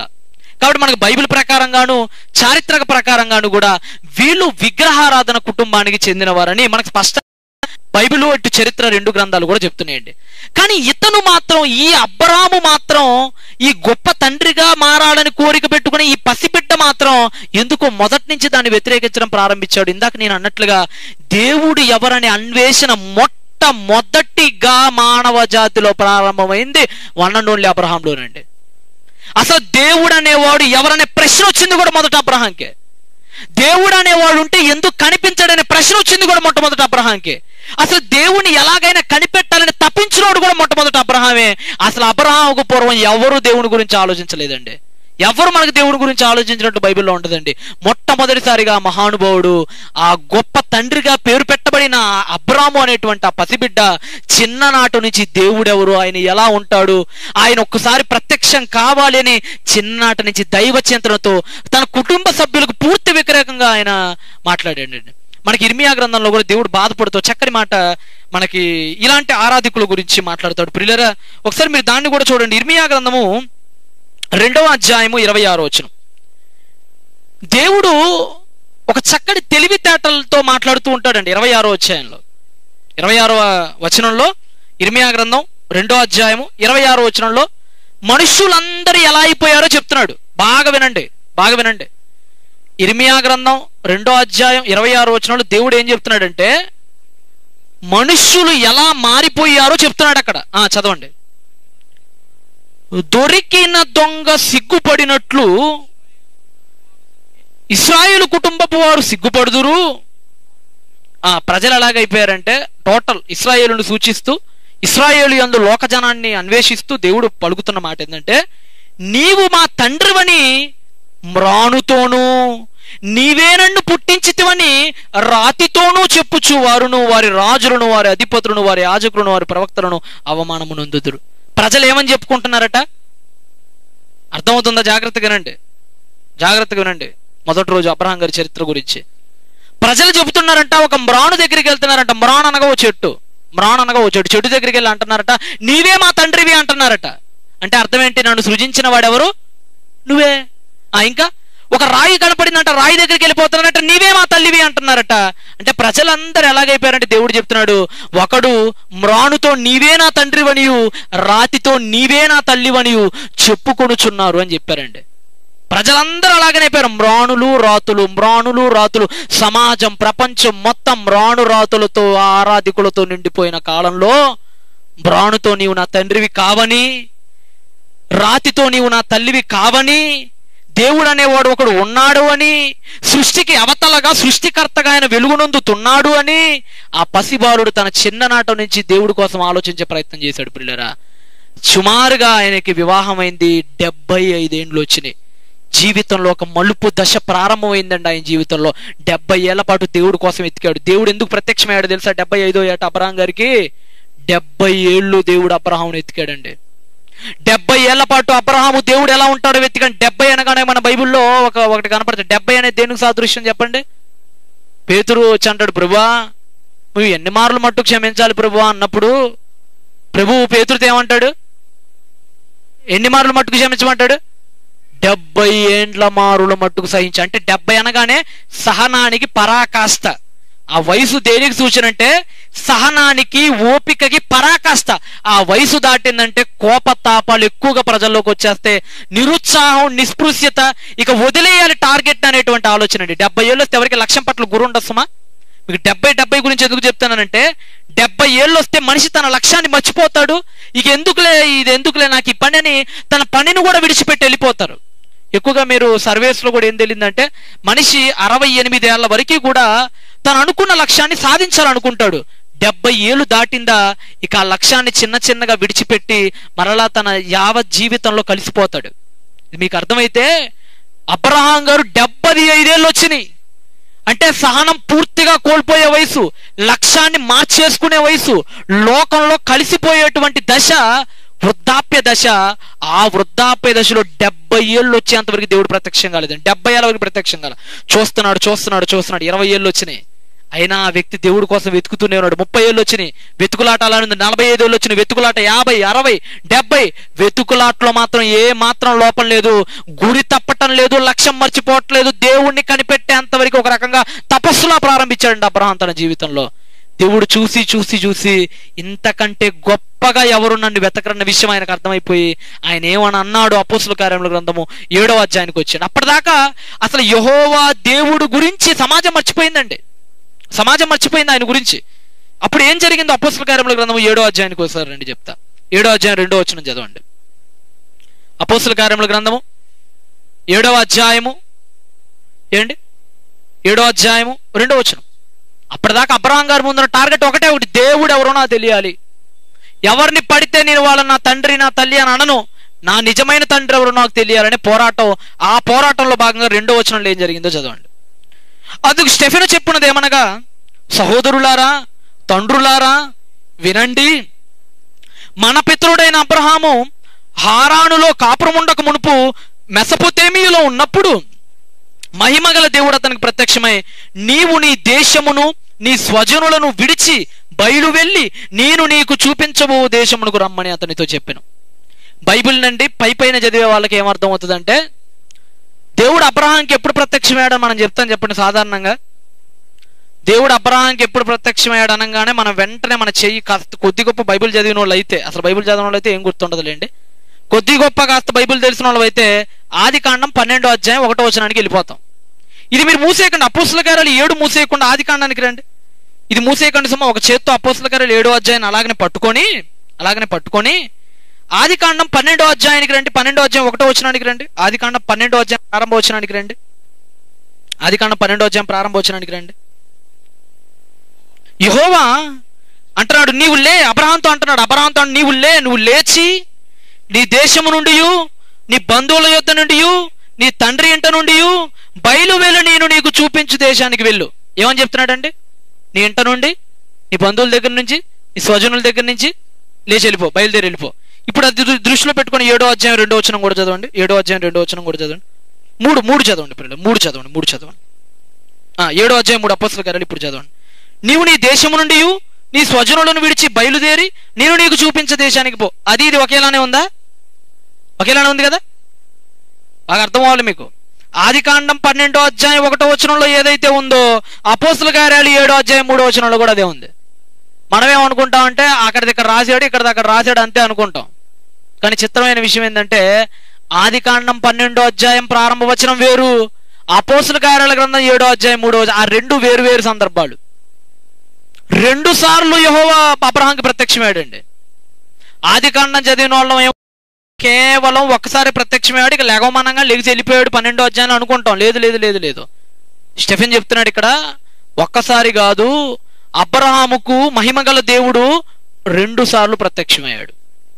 అది ఎలాగండి చెప్తారు అని అనుకుంటున్నారా? ఒక్కసారి మీరు పరిశీలిస్తే ఆదికాండం 12వ అధ్యాయానికి రండి. ఒకసారి మీరు అది అట్లా మీరు అపోస్తలుల కార్యాలు దయచేసి మూయకండి. ఆదికాండం 12వ అధ్యాయం 2వ వచనంలో ఇప్పుడే మీరు చదివారు. ఏమని? ఇంటి నుంచి బయలుదేరిపో, ఇంటి నుంచి స్వజనం నుంచి అన్నించి బయలుదేరిపోమన్నాడు కదా. ఓకే, ఇప్పుడు ఆయన ఎక్కడి నుంచి బయలుదేరాడు? 4వ వచనం చదవండి. ఆ వచనం అయిపోయిన తర్వాత 4వ వచనానికి రండి. 12వ అధ్యాయం 4వ వచనం. యెహోవా అతనితో చెప్పిన ప్రకారము అబ్రాము వెళ్ళెను, లోతు అతనితో కూడా వెళ్ళెను. అబ్రాము హారానులో నుండి బయలుదేరినప్పుడు 75 ఏండ్ల వాడు. ఎక్కడి నుంచి బయలుదేరాడటండి? అర్థమవుతుంది కదా ఎక్కడి నుంచి బయలుదేరాడట? హారాన్. దేవుడు ప్రత్యక్షమైనప్పుడు అబ్రహాము గారు ఎక్కడి నుంచి బయలుదేరాడంటే హారాను అనే ఊరిలో నుంచి బయలుదేరాడు. ఓకేనా? అర్థమవుతుంది కదా. అంటే దేవుడు అబ్రహాంకి ఎక్కడ ప్రత్యక్షమయ్యాడు అనమాట? హారాన్ అనే ఊరిలోనే ప్రత్యక్షమయ్యాడు. ఆ ఊరి నుంచి అబ్రహాం గారు బయలుదేరారు. ఓకే, ఇంతవరకు బాగుంది, ఇంతవరకు బాగుంది. ఇప్పుడు హారానులో ఉన్నప్పుడు ప్రత్యక్షమయ్యాడని ఆదికాండం 12 చెప్తుంది కదా, స్టెఫెన్ చెప్తుంది దానికి ముందేం జరిగిందో ఇందాక. ఇప్పుడు మళ్ళీ మీరు స్టెఫెన్ దగ్గరకు వచ్చేయండి. ఇప్పుడు మీరు మళ్ళీ స్టెఫెన్ దగ్గరకు వచ్చేసేసి 7వ అధ్యాయం 2వ వచనం జాగ్రత్తగా చదవండి. ఏమంటే బైబిల్ని బాగా ప్రేమించే వాళ్ళు మాత్రమే ఈ టాపిక్స్ వింటారు. పైన వచ్చేసే వాళ్ళకి టాపిక్ అర్థం కాదు. నేనే చెప్తున్నా, బైబిల్ని బాగా ప్రేమించి బైబిల్ని నేర్చుకోవాలి, దేవుడు నాకు అర్థం కావాలి, నేను ఆయన లోకానికి వెళ్ళాలి అనుకునే వాళ్ళకి మాత్రమే ఈ శ్రమ, ఈ కష్టం పడాలండి. పరిశోధించాలి మీరు బైబిల్ని ఎప్పుడు కూడా. అపోస్తలుల కార్యాలు 7వ అధ్యాయం 2వ వచనానికి వస్తే అందుకు స్టెఫెను చెప్పినదేమనగా, సహోదరులారా, తండ్రులారా వినండి, మన పితరుడైన అబ్రహాము హారానులో ఉన్నప్పుడు కాదు, హారానులో ఉన్నప్పుడు కాదు, 12వ అధ్యాయంలో ఆయన ఎక్కడున్నాడు? హారానులో. అప్పుడు కాదంటే ఇది, అప్పుడు కాదంటే ఇది. హారానులో కాపురముండక మునుపు మెసొపొతేమియాలో ఉన్నాడు ఆయన. ఆ మెసొపొతేమియాలో ఉన్నప్పుడు అదిగోండి మహిమగల దేవుడు ప్రత్యక్షమయ్యాడు. అంటే మహిమగల దేవుడు అబ్రహాముకి ఎన్నిసార్లు ప్రత్యక్షమయ్యాడు? 2 సార్లు. హారానులో ఉన్నప్పుడు, హారానులో ఉండక మునుపు మెసొపొతేమియాలో ఉన్నప్పుడు 2 సార్లు ప్రత్యక్షమయ్యాడు. ఎందుకంటే 2 సార్లు ప్రత్యక్షం అవ్వాల్సి వచ్చింది అబ్రహాముకి అని అంటే, అబ్రహాముకి ఎప్పుడైతే దేవుడు ప్రత్యక్షమయ్యాడో అప్పటి నుంచి కష్టాలు ఎలా ఉంటాయో కల్లారా చూశాడండి. కష్టాలు ఎలా ఉంటాయో కల్లారా చూశాడు. ఆ రోజులు ఏం చేసేవాడు తెలుసండి? ఆ జగ్గు రాట్లో ఆ నన్న అనేటువంటి ఆ దేవతని పూజించకపోతే ఆయా రాజు తల నరికి నిప్పుల గుండంలో పడేసేవాళ్ళండి. ఇప్పుడు మన చరిత్ర అదే చెప్తుంది. నన్న అనే దేవతకి ఎవరైతే శిరస్సు వంచరో, ఆ దేవతని ఎవరైతే పూజించరో వాళ్ళని ఏం చేసేవాళ్ళంటే క్రీస్తుపూర్వం 2000 సంవత్సర కాలాల్లో తల తెగ నరికి నిప్పుల్లో పడేసేవాళ్ళు. ఇప్పుడు అబ్రహాం గారు ఎవరికి ఎదురు తిరిగారు? ఎవరికి ఎదురు తిరిగారు చెప్పండి? పూజించను నేను ఎవరిని పూజిస్తాను? సృష్టికర్తను పూజిస్తాను. ఎదురు తిరగటం ప్రారంభమైంది. సరే, ఏదో సాదా సీదా వాడైతే అలాగోలా చంపేసేవాళ్ళు, ఇంత కష్టం ఉండేది కాదు. కానీ ఇతను ఎవరి కొడుకు? ఇతను అబ్రహాం గారు ఎవరి కొడుకు? భూస్వాముల కొడుకేనా? తెరహు కొడుకేనా? వాళ్ళు మామూలు, వాళ్ళ బ్యాక్గ్రౌండ్ మామూలుది కాదు. అదే అంటారు కదా, చరిత్ర అంటే నాది అంటారు కదా డైలాగులు. ఇక్కడ చరిత్ర అంటే అబ్రహాం గారిది. నాన్న తెరహు మామూలోడు కాదు. తాత ఎవరు? నాహోరు మామూలోడు కాదు. ముత్తాత సెరుగు మామూలోడు కాదు. సొంత అన్న హారాను ఈయన మామూలోడు కాదు. వీళ్ళందరూ భూస్వాములు, గొప్పవాళ్ళు. వాళ్ళు అసలు ఆలయంలో చేసేదే వాళ్ళు. ఇప్పుడు ఎవరు వ్యతిరేకిస్తున్నారు ఇంతకీ? ఏ ఆలయంలో అయితే వీళ్ళు పొద్దున్న లేగిస్తే ఆరాధిస్తారో ఆ ఆలయంలో ఉన్న పెద్దల కొడుకైన అబ్రహామే వాళ్ళని వ్యతిరేకిస్తున్నాడు. ఇప్పుడు ప్రజర్స్ ఎలాగైపోయినాయి అంటేనండి, అబ్రహాం గారికి ఏమయ్యా ఇప్పుడు తెరహ గారి పరిస్థితి ఏమైపోయిందంటే, రాజులు ఏమయ్యా నువ్వే కదా ఆరాధించేది నన్నాని, నీ కొడుకేంటి నన్నాని ఆరాధించను అంటాడు, నీ కొడుకేంటి ఇంకో ఎవరో దేవుడు ఉన్నాడు అంటారు, ఆయన కోసం వెతుకుతున్నాడు. మర్యాదగా పదవీ గండం ఏర్పడుతుంది. దీన్ని ఎంత త్వరగా ఫినిష్ చేసుకుంటే అంత మంచిది నీ కొడుకు వ్యవహారం. అంతే కదండి. ఇప్పుడు నేనే ఉన్నానండి, మా అమ్మ నాన్న అందరూ కూడా హైందవులు, మొదటి నుంచి సనాతన హైందవ ధర్మంలో ఉన్న వాళ్ళు. ఎప్పుడైతే క్రీస్తు ప్రభువుని నమ్ముకొని వచ్చానో వెంటనే ప్రజర్స్ నాకు ప్రారంభం కాల. మొదట ఎవరికి ప్రారంభమైనాయి? నా తల్లిదండ్రులకి, ముందు బంధువులు. ముందు అటాక్ ఎవరి నుంచి ప్రారంభమైద్ది? ముందు బంధువులే. వాళ్ళే ముందు రాయేసేది వాళ్ళే, ముందు అంత పెంట చేసేదంతా వాళ్ళే. ఏం చేస్తారు చెప్పండి? ఫస్ట్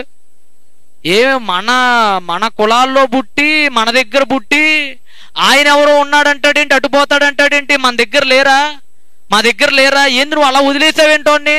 ఎలా ఉంటుందంటేనండి, అనుభవించిన వాళ్ళం కాబట్టి చెప్తున్నా, ఏదో వ్యభిచార గృహానికి వెళ్ళిన వాళ్ళని నిందించినట్లుగా నిందిస్తారండి. నిజం.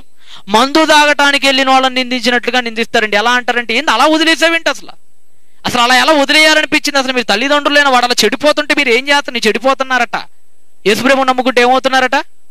చెడిపోతున్నారట. ఆ మతంలోకి వెళ్ళిపోతున్నాడు. అదే ఆ పేరు ఎలా ఉంటుందంటే మతం పుచ్చుకున్నావు అంటారండి. వినటానికే ఇబ్బందిగా ఉంటుంది అసలు ఆ మాట. అంటే ముందు టార్గెట్స్ ఎవరికంటే తల్లిదండ్రులు కొంటే. తెరహ గారి పరిస్థితి కూడా అంతే. నీ కొడుకేంటి అలా వెళ్ళిపోతున్నాడేంటి, మీరేంటి అలా వదిలేశారేంటి, మీరు భూస్వాములు, మీరు చెప్తే ఊరంతా ఎండిద్ది, మీ సొంత కొడుకేంటి అలా వెళ్ళిపోతున్నాడని ప్రజర్స్ ప్రారంభమైనప్పుడు తెరహు గారు కూడా అబ్రహాం గారికి విపరీతమైన ప్రజలు ఊర్లో ఉన్నప్పుడు చేశారండి. అందుకని దేవుడు అన్న, ఆయన అబ్రహామా ముందు చెడగొట్టేది బంధువులేనా ఆయన, కాబట్టి ముందు నువ్వు ఎక్కడి నుంచి బయలుదేరు, ఎక్కడి నుంచి బయలుదేరాలి? ముందు నీ స్వదేశాన్ని, ముందు ఆ దేశాన్ని విడు, ముందు ఆ ప్రెషర్స్ పోవాలంటే. ఈ తెరహు గారు కూడా మరి కొడుకు మాట ఎంతైనా కొడుకు కదండి చాగాలు. మీకు అర్థం కావాలండి, ఆదికాండం 12వ అధ్యాయము 3వ వచనం నుంచి చదవండి. 3వ వచనం నుంచి చదవండి.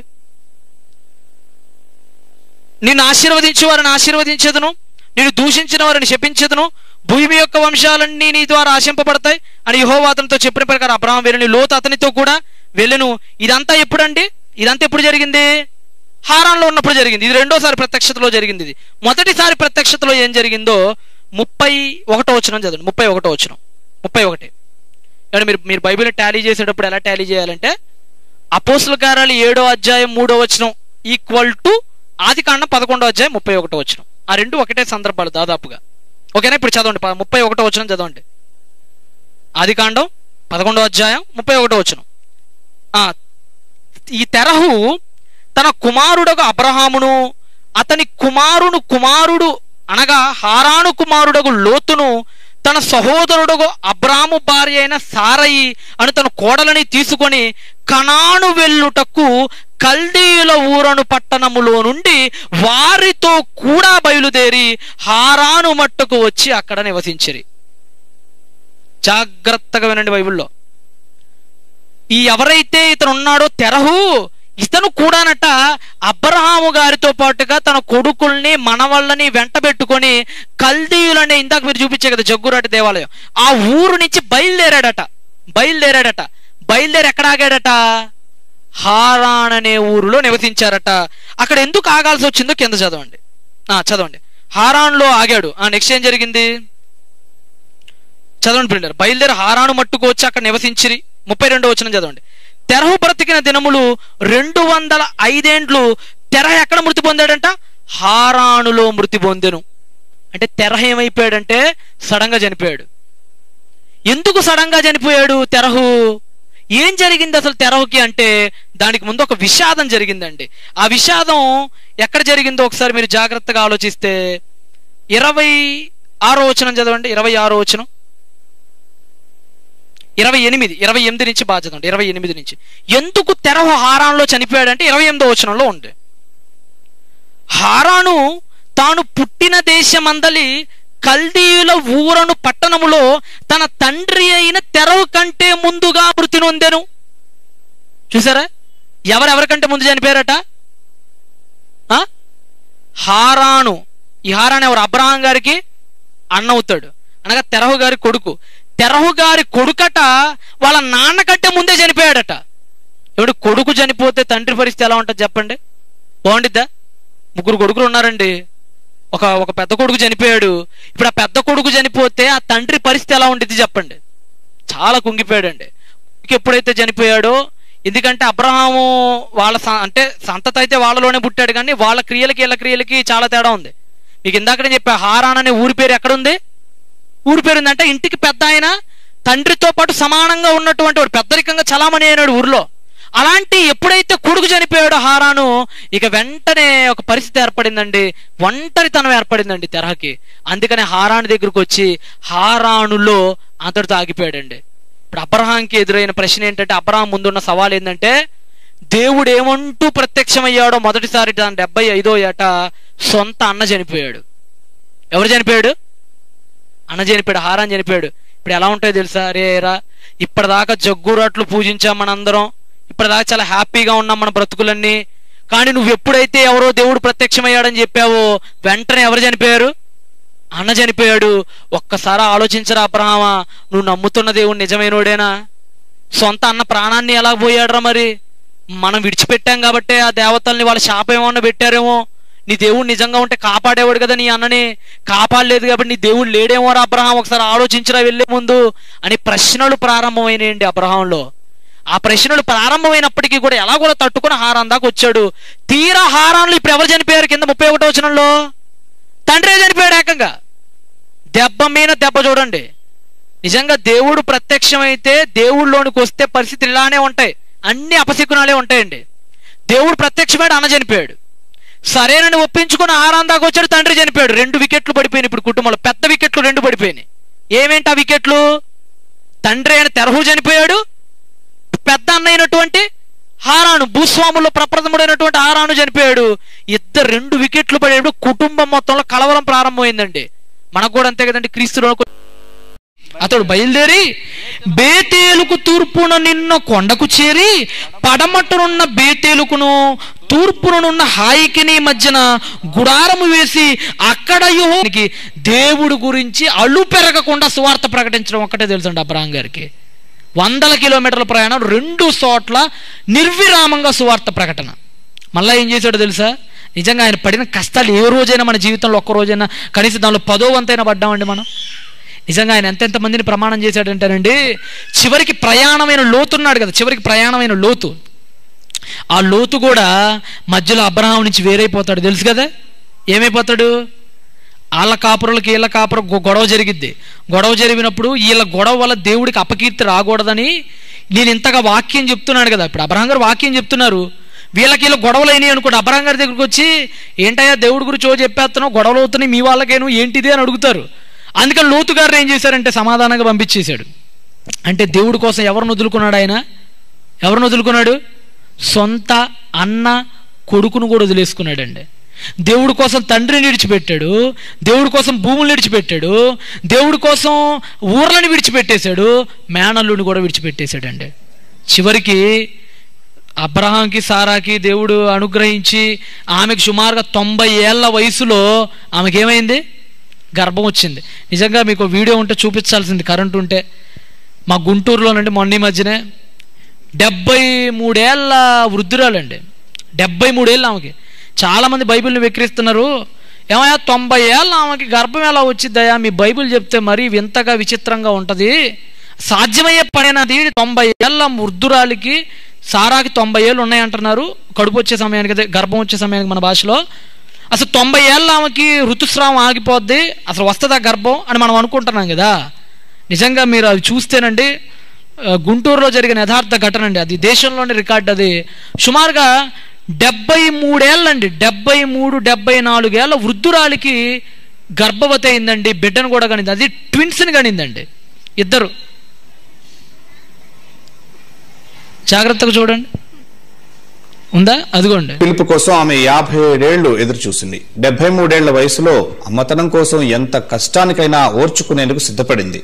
కృత్రిమ పద్ధతిలో లేటు వయసులో గర్భం దాల్చింది. వయస్సు మీద పడినా ఏడాది పాటు ఆసుపత్రిలోనే వైద్యుల పర్యవేక్షణలో ఉండి పండంటి 2 పాపలకు జన్మనిచ్చి ఏకంగా ప్రపంచ రికార్డు సృష్టించింది.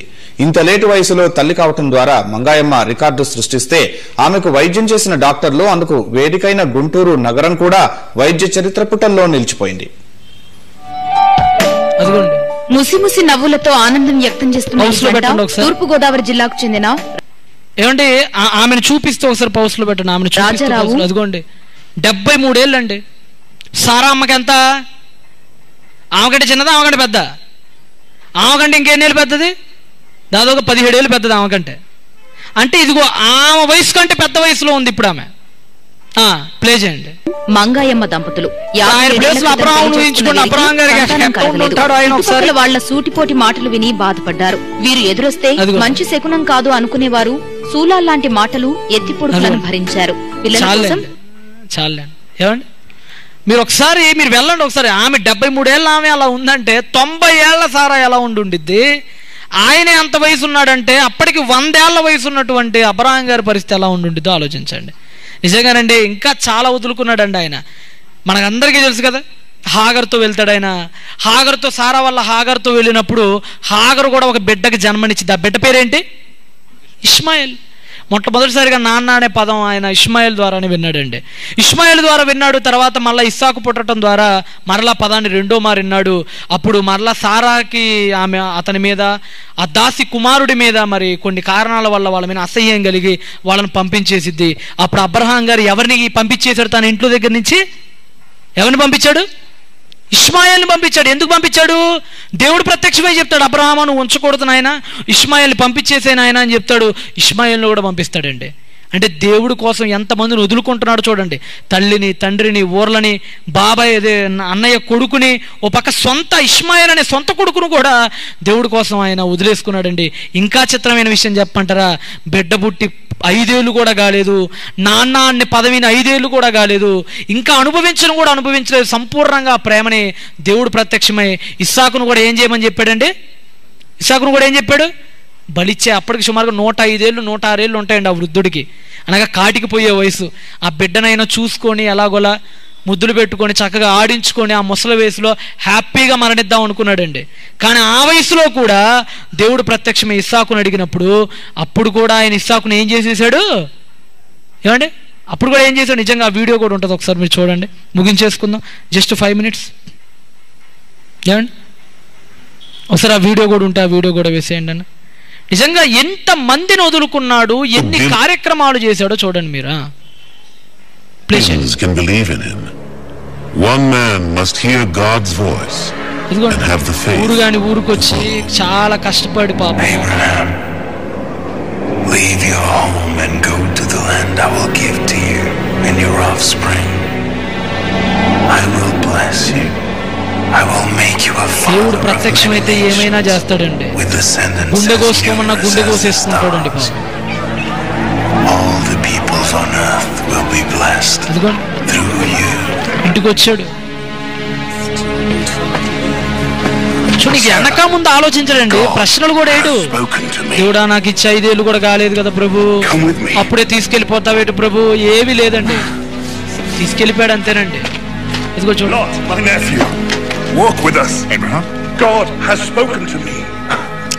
అలాంటి వాడు నిజంగా ఆయనకు పూర్వం గాని ఆయన తర్వాత కానీ ఎవరు కొద్దిగా ఫార్వర్డ్ చేయండి, కొద్దిగా ఫార్వర్డ్ చేయండి. అదిగోండి ఇంకా చిన్న వీడియో ఉంటుంది అన్న, 3 నిమిషాల వీడియో ఉంటుంది, అదేనా? 3 నిమిషాల చిన్న వీడియో ఉంటుంది ఏమండి? దేవుడు అడిగినప్పుడు వెనువెంటనే కొద్దిగా ఫార్వర్డ్ చేయండి అన్న, ఆ సిచ్యువేషన్ వచ్చేంత వరకు ఫార్వర్డ్ చేసేసేయండి. అదిగోండి అదిగోండి ప్లే చేయండి. దేవుడే మాట రాకపోతే అయిపోయాడండి ఇస్సాకు అక్కడే, మాట రాకపోతే ఇస్సాకు అక్కడ అయిపోయాడు. అంత పగడ్బందీ స్కెచ్తో పోయాడండి. దేవుడు కూడా భయం వేసిందేమో అనిపిస్తుందండి ఆయన విశ్వాసాన్ని చూసినప్పుడు. ఉదాహరణకు చెప్తున్నాను, లైట్స్ ఒకసారి ఆన్ చేయండి, లేవు కదా క్షమించండి, వీడియో ఆపేసండి. ఏమండి నిజంగా ఎంతమందిని కోల్పోయినా ఏటండి ఆ మనసులో ఆ దేవుడు అంటే ఆ పిచ్చి ఏంటి, దేవుడు అంటే ఆ నమ్మకం ఏంటి, ఆయన అంటే ఆ భయం ఏంటి, ఆ భక్తి ఏంటి? నిజంగా చెప్పండి, ఎవరు మిగిలారు చెప్పండి ఆయనకి? చివరికి ఎవరైనా మిగిలారా చెప్పండి? ఒకవేళ అక్కడ కూడా ఇస్సాకును బలిస్తే కొడుకులు పోయి, తండ్రి పోయి, అన్నలు పోయి, భూములు పోయి, ఆస్తులు పోయి, భార్యలు వెళ్ళిపోయి, ఉన్న వాళ్ళని గెంటేసుకొని ఒంటరిగా ఏకాకిగా మిగిలిపోయాడు. అయినా సరే ఆయనకున్న ధైర్యం ఏంటో తెలుసా? నా దేవుడు మృతులలో నుండి సహితము బ్రతికించుటకు సమర్థుడు. ఆ ధైర్యం మాత్రం ఆయనలో ఉంది ప్రేమైన దేవుని వాళ్ళరా. అందుకనే దేవుడు అబ్రహాంకి ఇచ్చిన అతి పెద్ద ఘనత ఏం ఘనతది? నా స్నేహితుడు నాయన, వాడు నా స్నేహితుడు. నిజంగా చక్కటి మాట ఒకసారి మీరు యెషయా గ్రంథంలో ఉంటుంది చూడండి. యెషయా గ్రంథంలో చాలా చక్కటి మాట ఉంటుంది చూడండి. ఏమండి యెషయా గ్రంథంలో 41వ అధ్యాయం 8వ వచనంలో, 41వ అధ్యాయం 8వ వచనంలో నిజంగా ఆయన చూసినప్పుడు మనమెంత, మన భక్తి ఎంత, మహానుభావుడు ముందు ధర్మశాస్త్రమే లేని కాలంలో ఇంట్లో పడుకొని సేద దీవిజంను అర్పించాల్సిన కాలంలో నిజంగా దేవుడు అతనికి ఎంత మంచి బిరుదునిచ్చాడంటేనండి. యెషయా 41వ అధ్యాయము 8వ వచనం చదవండి ప్రియులారా ఒకసారి. ఏమంటున్నాడంటే 41:8లో, నా సేవకుడైన ఇశ్రాయేలు. సేవకుడు అంటే ఎవరు? స్లేవ్, బానిస. నా సేవకుడు. ఇశ్రాయేలు ఎవరట? ఇశ్రాయేల్ అంటే ఎవరు? యాకోబు గారు. ఇశ్రాయేలు పర్యాయపదం యాకోబుకి. నా సేవకుడు ఇశ్రాయేల్, నా ఫ్రెండ్ కాదు, నా సేవకుడు వాడు, నా బానిసవాడు, నా సేవకుడైన ఇశ్రాయేలు. నెక్స్ట్, నేను ఏర్పరచుకున్న యాకోబు. అద్దుకోండి, ఇక్కడ మళ్ళీ సేవకుడు అనట్లా, అక్కడ సేవకుడు అన్నాడు యాకోబుని, ఇక్కడ పదం లేదు. ఇక్కడ ఏమన్నాడు తెలుసా? నా స్నేహితుడైన Abraham. He is friend of God. ఆయన దేవుని స్నేహితుడని. దేవుడు అంటున్నాడు నా స్నేహితుడయ్యా, నా స్నేహితుడు అబ్రహాం. దేవుడు ఎవరు అడిగినా ఏం చెప్తాడు? దేవదూతలతో కూడా చెప్తాడు. అబ్రహాం ఎవరు అనుకున్నారు? నా స్నేహితుడు, వాడు చాలా మంచివాడు. అందుకనే మీకు సామెతల్లో ముందుగానే పదం వినిపించారండి. ఆ పదం ఏంటి? నిజమైన స్నేహితుడు ఎలా ప్రేమిస్తాడట? తండ్రి చనిపోయినా, అన్న చనిపోయినా, కొడుకుని వెళ్ళగొట్టినా, కొడుకు చనిపోతున్నా విడువక ప్రేమిస్తాడట, విడువక ప్రేమిస్తాడట. అందుకనేనండి మీరు కొత్త నిబంధన మత్తయి సువార్తను ఒకసారి ఓపెన్ చేయడం, మంచి మాట చూపించి ముగిస్తాను. మత్తయి సువార్తలో ప్రారంభ అధ్యాయాన్ని ఓపెన్ చేయండి. మత్తయి సువార్త కొత్త నిబంధన కదండి. మత్తయి సువార్త ఏ నిబంధన? క్రొత్త నిబంధన. యేసుక్రీస్తు ప్రభువుల వారి పరిచర్యలు ఉంటాయి అక్కడ అంతాను. సృష్టికి పునాది వేయబడినప్పటి నుంచి దేవుడు చేసిన బృహత్తరమైన ప్రణాళిక దాగి ఉంటుంది ఆ నిబంధనలో. మత్తయి సువార్త చదవండి, 1వ అధ్యాయము. మత్తయి సువార్త 1వ అధ్యాయము 1వ వచనాన్ని చదవండి. 1వ వచనాన్ని చదవండి. అబ్రాహాము కుమారుడగు. First letter in New Testament. క్రొత్త నిబంధన ఓపెన్ అలా చెయ్యంగానే ఏ వ్యక్తి పేరుంది? యేసుక్రీస్తు పేరు లేదు, యెహోవా పేరు లేరు. పాత నిబంధన ఓపెన్ చేయంగానే ఆది యందు దేవుడు భూమి ఆకాశములను సృజించెను, ఎలోహిం బరాషమాయిం వహనెజెరెస్. క్రొత్త నిబంధన ఓపెన్ చేయంగానే మనకు కనిపించేది ఏంటి తెలుసా? అబ్రాహాము. అంటే దేవుడు తన పేరు కూడా రాయించుకోలేదండి, కొడుకైన యేసుప్రభు పేరు కూడా రాయించలేదండి. చాలా మంది మహానుభావులు ఉన్నారు, ఎవరి పేరు రాయించలేదండి. అసలు ఆదాము మొట్టమొదటి మనిషి, అతని పేరు కూడా రాయించలేదండి. ఎవరి పేరు రాయించాడు? అబ్రాహాము. అబ్రాహాం అంటే అర్థం ఏంటో తెలుసా? ఇందాక చెప్పా, అబ్బా అంటే ఏంటి? తండ్రి. హరెం అంటే మల్టిపుల్, అనేక మంది అని అర్థం. అబ్ అనగా తండ్రి, రము అనగా ఇందాక గ్రేట్ అని చదువుకున్నాం. కానీ ఇప్పుడు దేవుడు అబ్రాముని పేరు మార్చి ఏం చేశాడు? మధ్యలో హెచ్ పెట్టాడు. అబ్రాము కాదు నాయన, ఇక్కడి నుంచి నీ పేరు అబ్ హెరెం. హెరెం అనగా మల్టిపుల్, చాలా మందికి నువ్వు అబ్బావు అవుతావు, నువ్వు తండ్రి అవుతావు అని చెప్పాడండి. నిజంగానండి ఈరోజు ప్రపంచంలో ఉన్న ప్రతి మతంలోనూ అబ్రాము ఉంటాడండి, ప్రతి మతంలోనూ. ఈరోజు బైబిల్లో సుమారుగా 85 లక్షల మంది యూదులు మీ మూల పురుషుడు ఎవరయ్యా అంటే ఎవరి పేరు చెప్తారో తెలుసా? అబ్రహాము. 400 కోట్ల మంది క్రైస్తవులు మీ మూల పురుషుడు ఎవరయ్యా అంటే వీళ్ళు ఎవరి పేరు చెప్తారో తెలుసా? అబ్రహాము. 200 కోట్ల మంది ఉన్న ముస్లింలు, వాళ్ళని అడిగితే వాళ్ళు మీ మూల పురుషుడు పేరు ఏంటంటే వాళ్ళు ఏం చెప్తారో తెలుసా? ఇబ్రాహీము. 3.5 కోట్ల మంది ఉన్న బహాయిజం వాళ్ళు మీ మూల పేతురుడు ఎవరంటే వాళ్ళు ఏం చెప్తారో తెలుసా? మా పేతురుడు కూడా అబ్రహామే. ఈరోజు అబ్రహాం అనే ఈ పేరు ఎన్ని మత గ్రంథాల్లో ఉందో సమాజానికి తెలియదండి. దేవుడు ఎందుకో తెలుసా అబ్రహాంను అంత హైలైట్ చేసేసాడు, అంతమందికి తండ్రిని చేసేసాడు, ఇన్ని కోట్ల మందికి తండ్రిని చేశాడు. తన కొడుకుని కూడా పోగొట్టుకోవటానికి ఇష్టపడ్డాడు నమ్మిన దేవుడి కోసం. అందుకని మొదటే చెప్పా, నమ్మకమే లేని, నమ్మకం చచ్చిపోయిన ఈ రోజుల్లో నమ్మకానికి చిరునామాగా, నమ్మకానికి నిర్వచనంగా మారింది ఒకే ఒకడు. ఆయన పేరేంటి? మిస్టర్ ఇబ్రాహాం. ఒకే ఒకడు అబ్రహాం. పిల్లలు వీలైతే ఒక మంచి పాట చూసుకొని ముగించుకుందాం. పిల్లరా, దేవుణ్ణి నువ్వు నమ్ముకుంటే అనే పాట ఉంటే ఒకసారి వేయండి అన్న. దేవుణ్ణి మీరు నమ్ముకుంటే వాక్యం చెబుతూ 100 కిలోమీటర్లు ప్రయాణం చేస్తూ బలిపీఠాల లాంటి మీటింగులు పెడుతూ కష్టపడాలండి. మీలో ఎవరు ప్రయాణాలు చేస్తున్నారు? ఎవరు వాక్యం చెప్తున్నారు? ఎవరు బలిపీఠాలు కడుతున్నారు? చెప్పండి. బలిపీఠం అంటే ఈ రోజుల్లో సువార్త ప్రకటన. ఎన్ని కిలోమీటర్ల ప్రయాణాలు చెప్పండి? అందరినీ విడిచిపెట్టగలుగుతున్నారా? ప్రభు అన్న మాట జ్ఞాపకం లేదా? తల్లినైనను, తండ్రినైనను, భార్యనైనను, బిడ్డలనైనను నాకంటే ఎక్కువగా ప్రేమించేవాడు ప్రేమకు పాత్రుడుగా. అది అబ్రహాం జీవితం స్పష్టంగా కనపడింది. తండ్రి అయిన తెరవ కంటే, అన్న అయిన హారాను కంటే, భార్య అయిన సారా కంటే, కొడుకులైన ఇష్మాయిలు, ఇస్సాకుల కంటే, చివరికి తన కంటే కూడా ఎక్కువగా ప్రేమించింది ఎవరినైనా? దేవదేవుణ్ణి. ప్రియులారా, ఒకసారి ఆ పాట ఉంటే వేయండి అన్న. దేవుణ్ణి నువ్వు నమ్ముకుంటే. ఆ తర్వాత వచ్చిన ఇస్సాకు కూడా ఆయన అదే నేర్పించాడు. ఆ తర్వాత వచ్చిన యాకోబుకు కూడా ఆయన అదే నేర్పించాడు. ప్రియులారా, ఏమండి? మంచి పాట, చాలా బాగుండిద్ది. ఉందన్నా? వెరీ గుడ్, ఉందంట. కొద్దిగా వెయిట్ చేయండి. నిజంగానండి ఈరోజు నిజంగా మీరు అబ్రహాము కుమారుల, యేసుప్రభు కూడా అంటాడు ఒక చోట, నిజముగా ఇతను ఎవరు కుమారుడు? అబ్రహాము కుమారుడు. మరి అబ్రహాము కుమారుడు అంటే నువ్వు ప్రయాణాలు చేయాలి. అబ్రహాము కుమారుడు అంటే బలిపీఠాలు కట్టాలి. అబ్రహాము కుమారుడు అంటే వాక్యం చెప్పాలి. అబ్రహాము కుమారుడు అంటే ఎవరినైనా విడిచిపెట్టాలి. మరి మీరు నిజంగా అబ్రహాము కుమారులు, కుమార్తెలా? ఒకవేళ అదే నిజమైతే మీరు ఎంతమందిని విడిచిపెట్టగలుగుతున్నారు? ఒకసారి ఆలోచించండి ప్రియులారా. ఎన్ని కిలోమీటర్లు దేవుడి కోసం ప్రయాణం చేయగలుగుతున్నారు? నిజంగానండి ఇందాక అన్న చెప్తున్నాడు, అసలు ఈ మీటింగ్లో సుమారుగా 75% పాటు ఒక స్త్రీమూర్తి ఎవరో మరి తమ ధనాన్ని వెచ్చించారట. పేరు కూడా చెప్పనివద్దన్నారట అండి. ఆమె ఎవరో కూడా నాకు తెలియదు, నిజంగా చెప్తున్నా. నిజంగా ఎంత గొప్ప మనసు ఆమెకి చెప్పండి. ఆస్తులు విడిచేసిన అబ్రహాము ఈరోజు ఈ మీటింగ్లో 75 పాలు ఇవ్వగలిగే మనసు ఆమెకు వచ్చిందంటే నిజంగా అది నిజంగా ఆమె అండి, అబ్రహాము కుమార్తె అంటే ఆమె. అలాంటి జీవితాలు బ్రతకాలి ప్రియులారా. కాబట్టి మనం కూడా అబ్రహాము కొడుకుల్లాగా కూతురులాగా బ్రతకాలని కోరుకుంటూ వీడియో పాట ఉంటే చాలా బాగుంటుంది. ఇప్పటిదాకా చెప్పిన గంట ప్రసంగం ఒక పాటలో మీకు అలా కనిపించిపోయేది. ఏదేమైనప్పటికీ కూడా ప్రియులారా, మరి దేవుడిచ్చినటువంటి బాధ్యతని పరిపూర్ణంగా నెరవేర్చి తన నిండు వృద్ధాప్యమందు మహానుభావుడు ఎందరికో తండ్రిగా ఉండి నెమ్మది అయిన మరణాన్ని రుచి చూశాడు. ప్రియులారా, మీకు నేను చెప్పదలుచుకున్న విషయం ఒకటే, కష్టాలు వచ్చినా, కలిమిలు వచ్చినా, లేమిలు వచ్చినా, సొంత వాళ్ళు వద్దని చీకొట్టినా, ఆస్తిపాస్తులు మనల్ని విడిచి వెళ్ళిపోయినా, చివరికి కూడా అంతము వరకు దేవుడి కొరకు నిలబడిన వాడిని దేవుడు ఈ లోకాన్నే మెచ్చుకునేవాడిగా తయారు చేస్తాడు. అబ్రహాం గారు చనిపోయి నేటికి 4000 సంవత్సరాలండి. ఇప్పుడు కాదు అబ్రహాం పుట్టింది, ఇప్పుడు కాదండి, ఇది క్రీస్తు శకం 2000, ఆయన పుట్టింది క్రీస్తుకు పూర్వం 2000. మరణించి 4000 ఏళ్ళైనా ఈ రోజుకి మన మధ్య ఆయన మాటలు తిరుగుతూనే ఉన్నాయి ప్రియులారా. అందుకనే దేవుడు అంటాడు, అయ్యా నీ పేరేంటంటే I am the God of Abraham, Isaac and Jacob. నేను అబ్రహాము, ఇస్సాకు, యాకోబుల దేవుడనని అబ్రహాము దేవుడుగా తనను తాను పరిచయం చేసుకున్నాడు ప్రియులారా.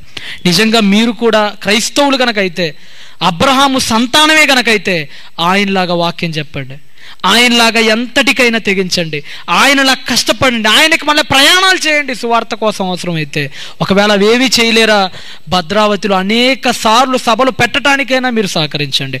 అది కూడా చేయని పక్షాన మన అబ్రహాం కుమారులం ఏమాత్రం కాలేం ప్రియులారా, అపవాది కుమారులం అయిపోతాం, గుర్తుపెట్టుకోండి. చిన్న ప్రార్థన చేసుకొని మరి ఈనాటి సభను మనం ముగించుకున్నాం. మరి ఈనాడు కొద్దిగా ఆలస్యం అయిపోయింది. ఇంకా నిజంగా వర్షం పడేటువంటి సిచ్యువేషన్లో కూడా బహుశా తన స్నేహితుడైన అబ్రహాం గురించి చెప్తున్నామనే దేవుడు వర్షాన్ని కూడా ఆపాడేమో అనిపిస్తుంది నాకైతే.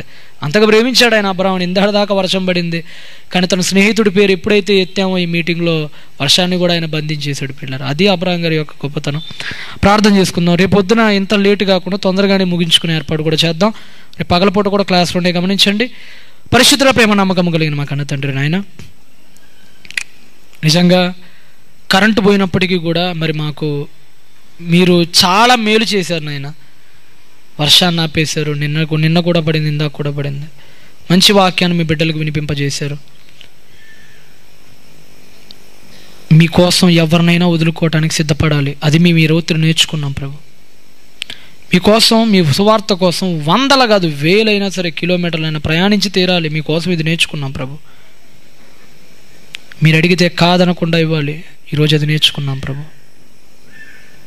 మీరు అడిగితే ముసలోళ్ళమా యవనస్తులమా అని కాదు, ప్రాణం ఉందా లేదా బయలుదేరాలి ప్రభు. ఇంకా అనేక సంగతులు ఉన్నప్పటికీ సమయము సరిపోదు, వాతావరణము అంత మాకు అనుకూలంగా లేదు. మీ కుమార్తె అబ్రహాము కుమార్తె ఈ సభల్లో నిజంగా ఆమె పెట్టిన కష్టార్జితం, ఆమె పేరు ఇక్కడ కూర్చున్న మాకు ఎవరికి తెలియదు, కొద్దిమందికి మరియు మీకు తప్ప. ఆమె మీరు దీవించండి, నిజంగా ఆమె కుటుంబాన్ని కాపాడండి, ఆమె స్థితిగతుల్ని మీ దృష్టించి పెట్టుకోండి. ఆమెను కూడా అనేక మందికి, నిజంగా అనేక మందిని ఇలా వాక్యంలో మారిన అనేక మందిని తల్లిగా అయ్యే గొప్ప అవకాశాన్ని కూడా అనుగ్రహించండి. విన్న వాక్యాలను విడిచిపెట్టకుండా రాత్రి ఇంటికి వెళ్ళి ఏదో 2 కామెడీ సీన్లు చూసుకొని అంతా మర్చిపోయి దుప్పటి కప్పుకొని పనుకుండు వారంగా కాకుండా ఈరోజు మేమేం విన్నాం, నిజంగా ఆయన ఇంత కష్టపడ్డా అని గుర్తు తెచ్చుకొని మేము ఎంత కష్టపడుతున్నామో ఆలోచించుకొని బుద్ధి తెచ్చుకునే గొప్ప భాగ్యాన్ని కూడా అనుగ్రహించమని, తమ కష్టార్జితాన్ని ఖర్చు పెడుతున్న మీ బిడ్డలు అనేక మందిని జ్ఞాపకం చేసుకోమని, రేపటి దినం కూడా మీ చిత్తమైతే మరొక మంచి జీవిత